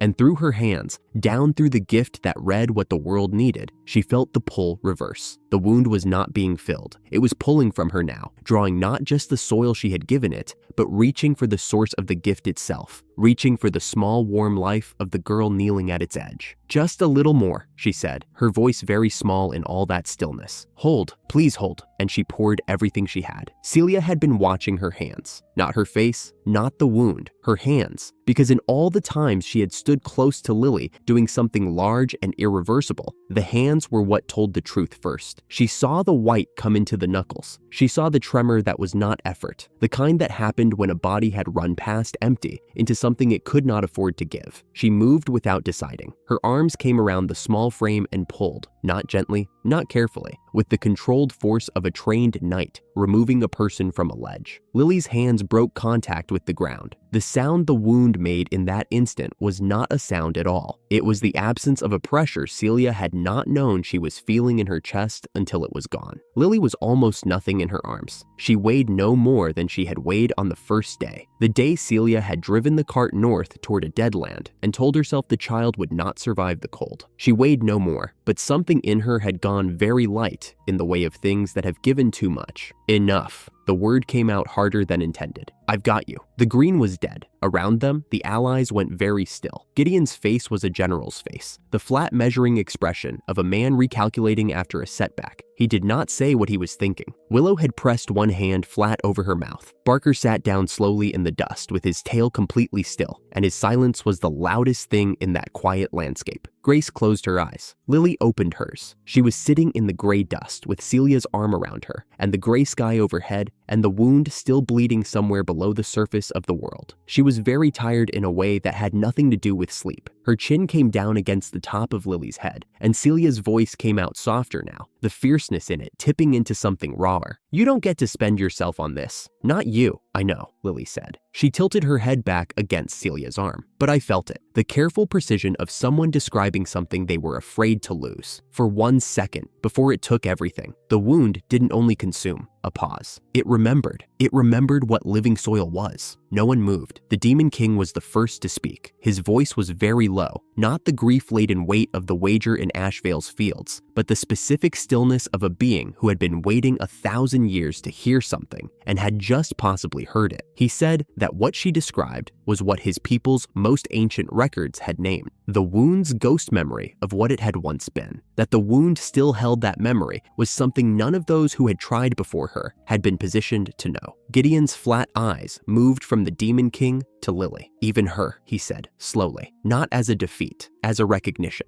"It beat even her, and she's the one who felt what no one else could." Her hand lifted, slow and deliberate, tracing the wound's breath against the gray sky. "If the wound remembers living soil," Willow said, "but devours whatever single source is given, then the cure was never one gift." The word landed. Around the gray edge of the wound, in the cold, still air that smelled of dust and old emptiness, Lily watched it land on each of them in turn. Gideon's jaw setting, Barker's tail beginning its first tentative movement, Grace opening her eyes to look at her own hands. "It needs a flood," Lily said. Through the gift, even now, she could feel it. The wound still reaching for more in the way a depleted field reached when you gave it only a handful of soil. Not malice, need. Something that had been empty so long it could not take in anything small enough to be given by one pair of hands. It doesn't want one of us. It wants all of us at once. They worked through what remained of that afternoon and all of the night. The concept was hers. The execution was everyone's, which was, she thought, exactly as it should be, and exactly what she had been failing to understand when she knelt alone at the edge and tried to do for the world what the world had to do for itself. Willow confirmed what her craft could do. The World Tree's channeling art had been built over centuries to move living energy from one place to another without loss. She could weave what each people gave into a single sustained flow, one river where there had been 100 streams, one tide instead of raindrops. Gideon said the Empire's laborers could have the soil beds dug and laid by morning. He said it the way he said things when he had already decided, once, plainly, and then he went and organized it. Barker was already on his feet when Lily said his name. He tilted his head in the precise angle of a builder who had measured twice and was ready. "Say when, mistress." Grace was last. She said it quietly, that the church had once burned offerings in the name of purity and would not burn this one.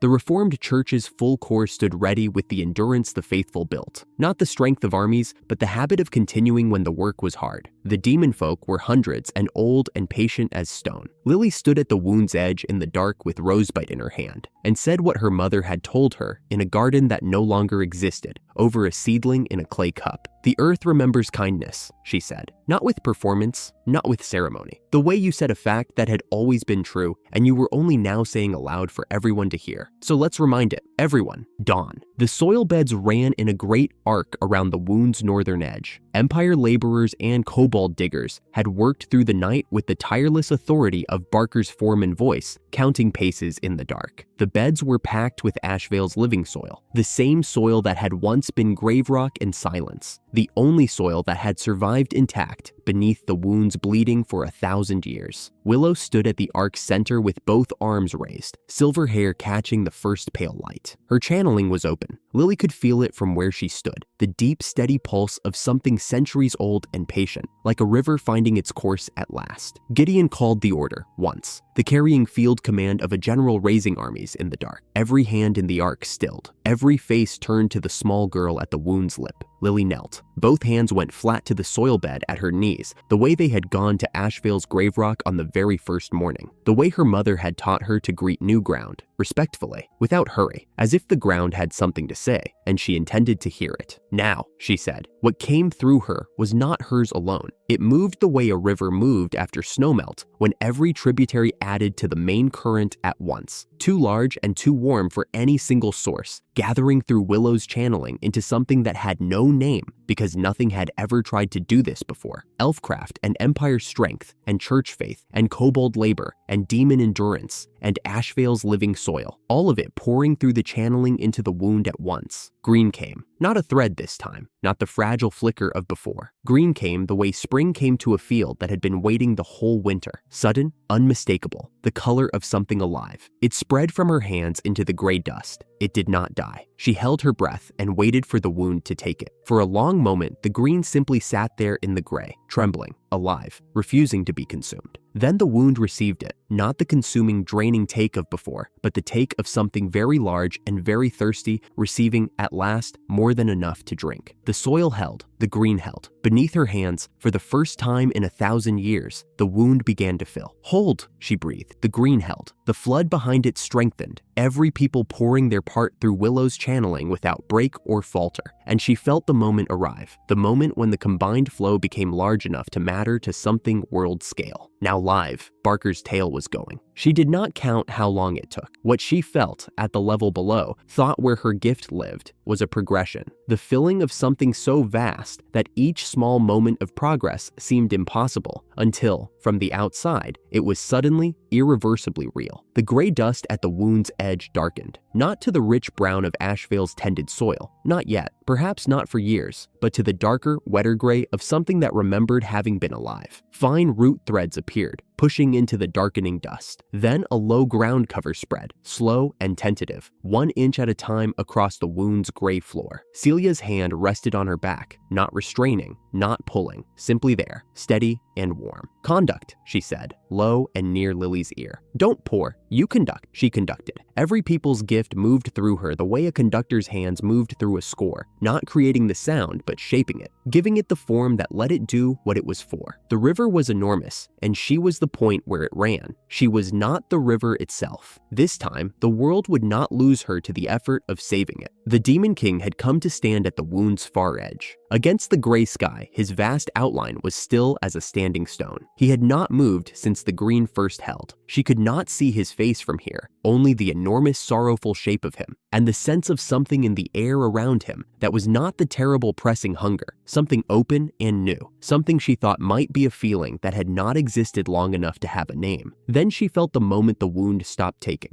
very quiet, very sudden, the way a held breath released. The drain that had been pulling at the world's living mana for 1,000 years simply ceased. Not with drama, not with violence, with the peace of something that has been hurting for so long that the ending of the pain is its own kind of silence. The scar began to close. Root threads thickened into root. Ground cover spread into something that might have been grass in a season or two. The living mana that had been bleeding outward for 1,000 years was flooding back, and with it came the wave. Lily exhaled slowly. "The earth remembers," she said. "Feel it. It's beating again." Gideon's voice carried across the whole arc. "It's spreading." She looked up. The green moved outward from the wound's closing edge the way a tide moved, inevitable, unhurried, touching the gray Blightland's dust and transforming it as it passed, not instantly, slowly enough that you could watch the moment, the gray shifting to dark, the dark accepting the first root thread, the root thread becoming the proof that the thing was real. The Demon King fell to his knees, the most enormous movement she had ever witnessed, a cliff face folding, the slow, vast, deliberate kneeling of something that had lived in grief for 1,000 years and found at last that the grief was over. He said nothing for a long time. The tears ran on the ancient stone gray face. Then the voice came, cracked and enormous and full of something that had no practice at being joyful. 1,000 years, he said, and it lives. My land lives. Celia was weeping beside her, quietly, the way people wept when they had been trying not to, and the world stopped cooperating. Lily watched the green move outward across the Blightlands, and she knew through the gift that it was not stopping there. The living mana pulled from every connected soil in the world was going back, flowing through every root network, every ancient soil thread that had been slowly going gray and cold for a generation.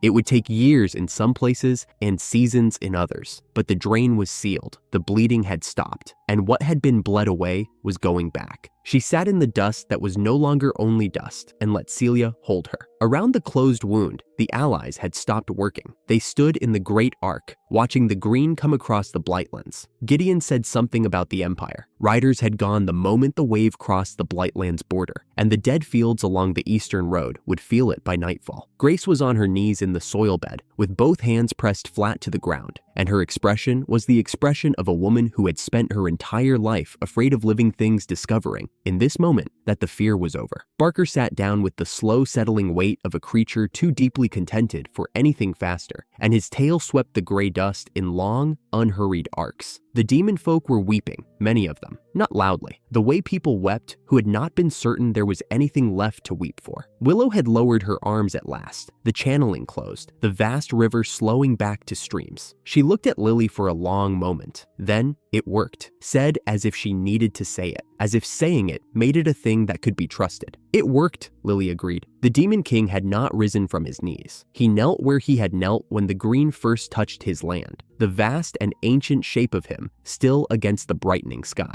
His hand was pressed flat to the ground, the same gesture Lily made every time she met new soil. He probably did not know he was doing it. She stood, after a while, and walked across the greening ground and sat down near his knee, very small there against the enormous ancient form of him. He did not look down for a long time, and she did not speak. She only pressed her own hands to the ground beside his and let the gift read what the healing land was beginning to say, the first faint living signatures of a world starting to remember what it was, deep below the dust, below the scar, in the oldest soil of all. Then she looked up. The whole world did this, she said, not to him specifically, to the arc of people still standing around the closed wound, to anyone who would remember. Not me, all of us. Below her palms, the small green things began to push up through the dust. Not Ashvale's soil, not foreign soil carried from far away, but the Blightland's own earth, waking at last to the memory of what it had once been. The earth remembered. The world had taken 3 weeks to understand what happened. Then it understood all at once. Fields that had been pale and cracked for a generation greened over the way a wound takes its color back, not dramatically, just gradually, until one morning the gray was simply gone and the green was simply there. Rivers that had run cloudy for decades ran clear. The skies over the Blightlands opened for the first time in living memory, and the people beneath them tipped their heads back and learned what blue looked like. The roads were busy in the good way, the way they are when people have somewhere worth going, and what waits for them at the end is alive. Refugees went home. Farmers saved their seeds. Soldiers went back to being people who happened to know how to fight. And at the center of all of it, in the heart of Ashvale, a small girl was kneeling in fresh-turned earth, planting something from a worn cloth pouch. She pressed each seed in gently with one finger, a careful depth, a careful distance from the next. Her palms were already brown. They were often brown. After years of turning grave rock into living soil, the earth had stopped fully leaving her hands, and she had stopped asking it to.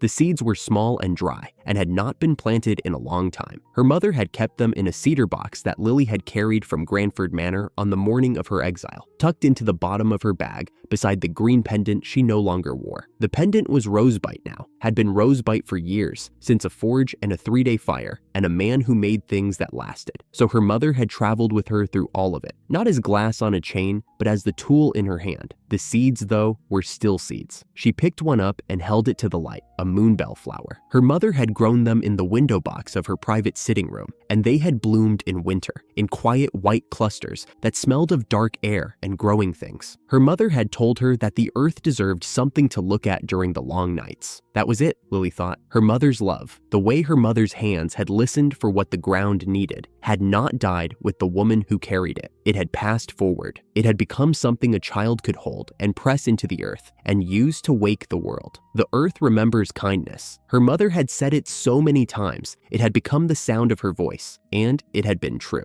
not comfort. True, the way soil is, patient and plain, and more permanent than anything built on top of it. "What are you planting?" Barker asked from the garden's edge. His tail moved in a slow, wondering arc. She looked up, a seed balanced between two fingers. "Moonbell flowers. Mama grew them. She said they bloom in the dark so the earth has something to look at." The old kobold was quiet for a moment. "Your mama sounded like someone worth knowing, mistress." She was. Magnus had been examining the garden's low stone wall the way he examined every wall he had not built, with calm professional suspicion. He came around and looked at the seeds, and at Lily, and at the domain spread behind her, the longhouses and the grain fields, and the roads coming in from 4 directions, a place that had decided to live and meant it. He was quiet for a moment. "From a deathland to a world, girl." The booming voice had nothing in it but a rough, private tenderness. "And still, you just want a garden." She pressed the next seed into the dark soil and covered it over with both palms, the way she always greeted new ground. The world needed the world. "This is mine." He nodded the nod of a man who has been given the right answer. He went back to his wall. Barker trotted after him, already talking about the drainage channel on the east edge and whether it wanted another course of stone before the rains. Their voices went companionable and distant. Celia did not go.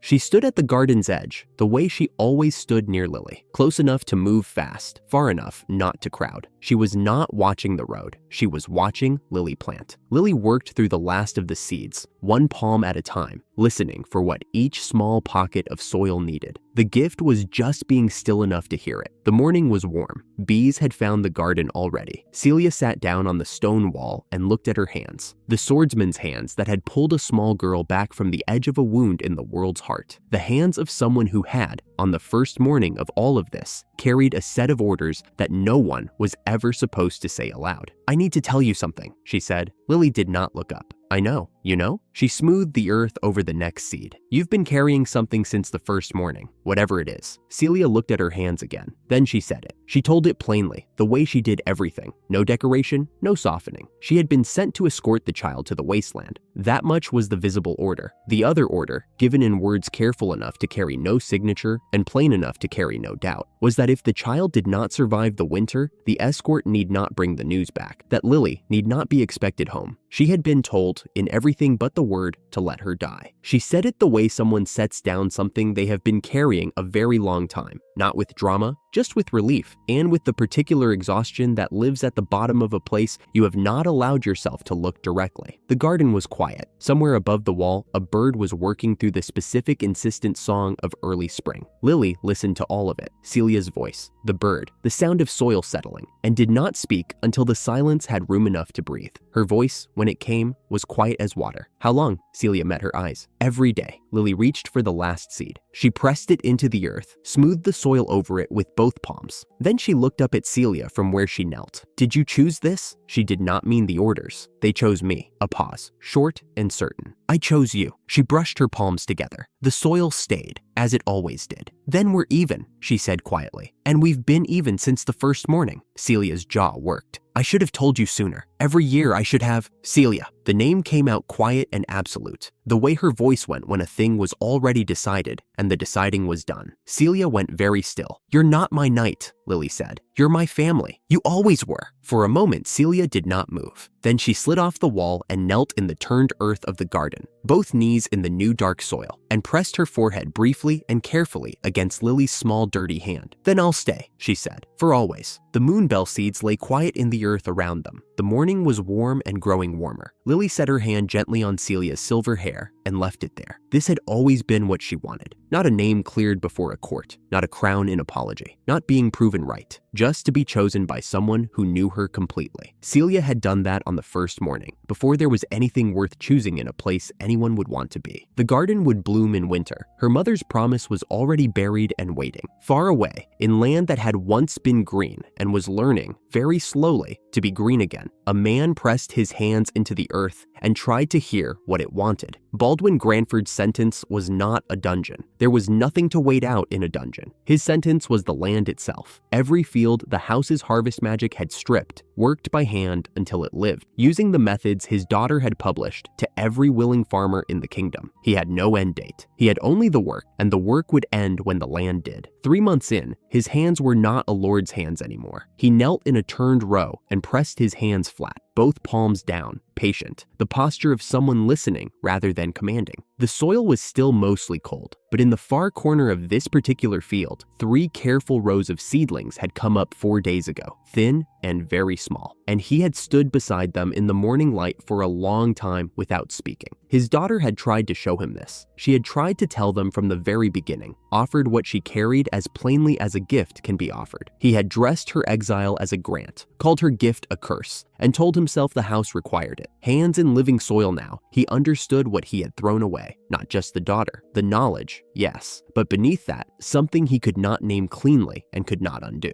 The particular quality of a person who can hear what things need and give it to them without counting what they get back. The only such person the house had ever produced, the finest thing in it. He had sent it to a wasteland in a cart. He did not ask to be forgiven. He understood, clearly and without comfort, that he was not owed the chance to ask. He pressed the thought down into the turned earth with his palms, into the work, the way she had taught, with care and patience in both hands. And he went on. 7 autumns after the wound closed, the world had learned to live with itself. The Blightlands put on color the way recovering things do. Lichen first, then grass, then by the 3rd autumn, actual trees in ground that had not seen a tree in 1,000 years. Former enemies shared grain across the same markets where they had once shared ultimatums. The pure church grew gardens in every parish and called it doctrine. Ashvale was the center of all of it. It always had been. On a golden afternoon in that 7th autumn, Celia walked out to the east grain fields looking for Lily. She found her exactly where she always found her. A young woman now, slender and unhurried, with the same wide, warm eyes and the same quality of complete attentiveness when her hands were in the ground. Her work dress was the color of the earth she was kneeling in. Rosebite hung at her hip, its mithril head catching the late light. Her hair was loosely tied and had been losing the argument with it for most of the afternoon. Celia stopped at the field's edge and watched her for a moment. Then, the feast starts in an hour. Lily looked up. Her hands were brown to the wrists. She wore it the way she always had. Not with apology, not with ceremony. I know. You are covered in dirt at your own harvest feast. The voice was warm and dry in equal measure. Of course you are. I'll wash. She stood, brushing her palms on her dress with no particular success. Is everyone here? Everyone. A pause. Celia tilted her head slightly, and something came through in her voice that was not quite pride and not quite love, and was entirely, wholly hers. I was sent to bury you in a wasteland. Look at the world you grew instead. Lily looked at the grain field, golden and heavy, the stalks bowing slightly under their own weight. She thought, not for the first time and not for the last, about a deadland winter and a small clay cup of ash, and the single green thread she had coaxed upward by lamplight, while the rest of a dark house slept. On the night the world decided she was not worth keeping. She picked up Rosebite and settled it at her hip. Let's go feed them, she said. The Great Hall of Ashvale was not grand in the way people expected great halls to be. The tables were long and plain, the wood scrubbed smooth by 7 years of hard use. The benches had no carving. Magnus had made the candle holders, 100 of them, all slightly different sizes, and the lanterns had not fallen once. The room smelled of bread and roasted roots, and something from the Blightlands, a deep, sweet scent from fruit with no settled name, because the trees that made it were only 3 years old. The Demon King had brought it in himself. He occupied his end of the long table with the care of something that has recently learned to mind ceilings. The Blightland harvest spread before him, vivid orange and gold and dark wine red, colors that had not existed in his land in 1,000 years, was his people's work. Grown in soil they had healed with their own hands. He had walked 3 days beside the cart and set it on the table with the deliberateness of someone handling something for which they do not yet have a word. Around him, the rest of them. King Aldrich sat near the center in a plain feast tunic, the clothing of a man who has stopped needing armor to feel like himself. Gideon had his elbows on the table and a bowl he had already emptied twice, trading cheerful grievances with Willow in a tone that held nothing of menace. Just two formidable people who had become, against all reasonable prediction, something like fond of each other. Grace sat near the east window with ease on her face, the specific settled quality of a woman doing the work she was always meant to do.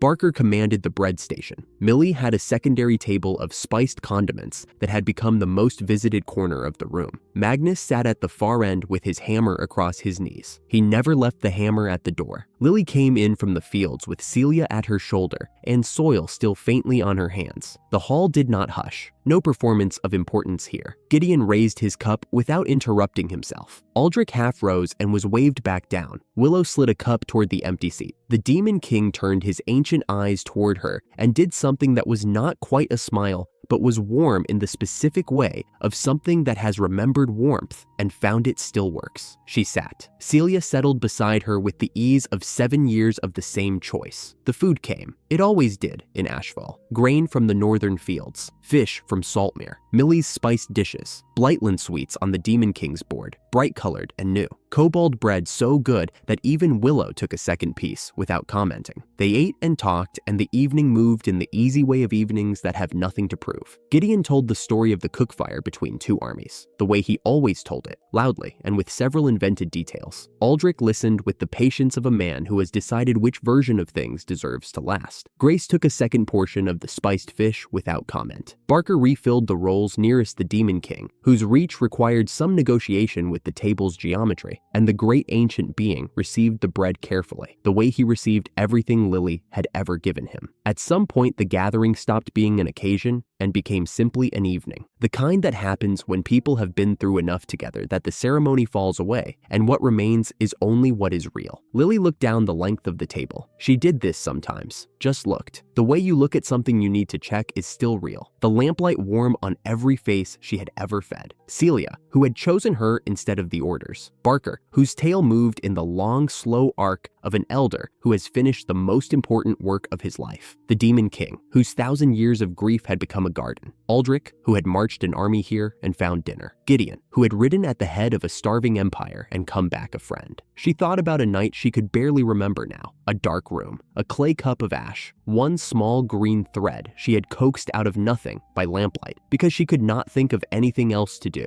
On the night the world told her she was not worth keeping, she picked up her cup. The hall went quiet, not called to silence, not arranged, just moving the way a field moves when the wind changes, all at once, without deciding to. "I want to say something," she said, "and I'm going to say it badly, so you'll forgive me." She looked at them, all of them. "The earth remembers kindness, a breath. My mother told me that. I thought it was comfort." She looked at the table, at the Blightland harvest and the kobold bread and the plain bowls and the people who had filled them. "It wasn't comfort. It was the only completely true thing I have ever been told. And everyone sitting at this table is proof." The Demon King's hearthcoal eyes were very bright. "Thank you," Lily said, "for remembering." He raised his great hands and pressed them together once, the way his people gave thanks for the things that mattered most. Then Gideon raised his cup, and Aldrich raised his, and Willow raised hers with something open in her face she hadn't bothered to hide, and the whole long table answered. Lily sat back down. The candles held their light. Outside, the 7th harvest lay gold, and still under a sky so clear it held stars to every edge. And the girl who had been thrown away sat down among the world she had grown, the family she had been given, and the family she had built, and every hungry, lost, found soul in between, and took up her bread and ate, and did not say another word, because the world did not need another word from her tonight. It had started with a cup of ash and one small green thread in the dark. It ended here, a full table, a healed world. The girl who was thrown away, surrounded by all the love a life can hold.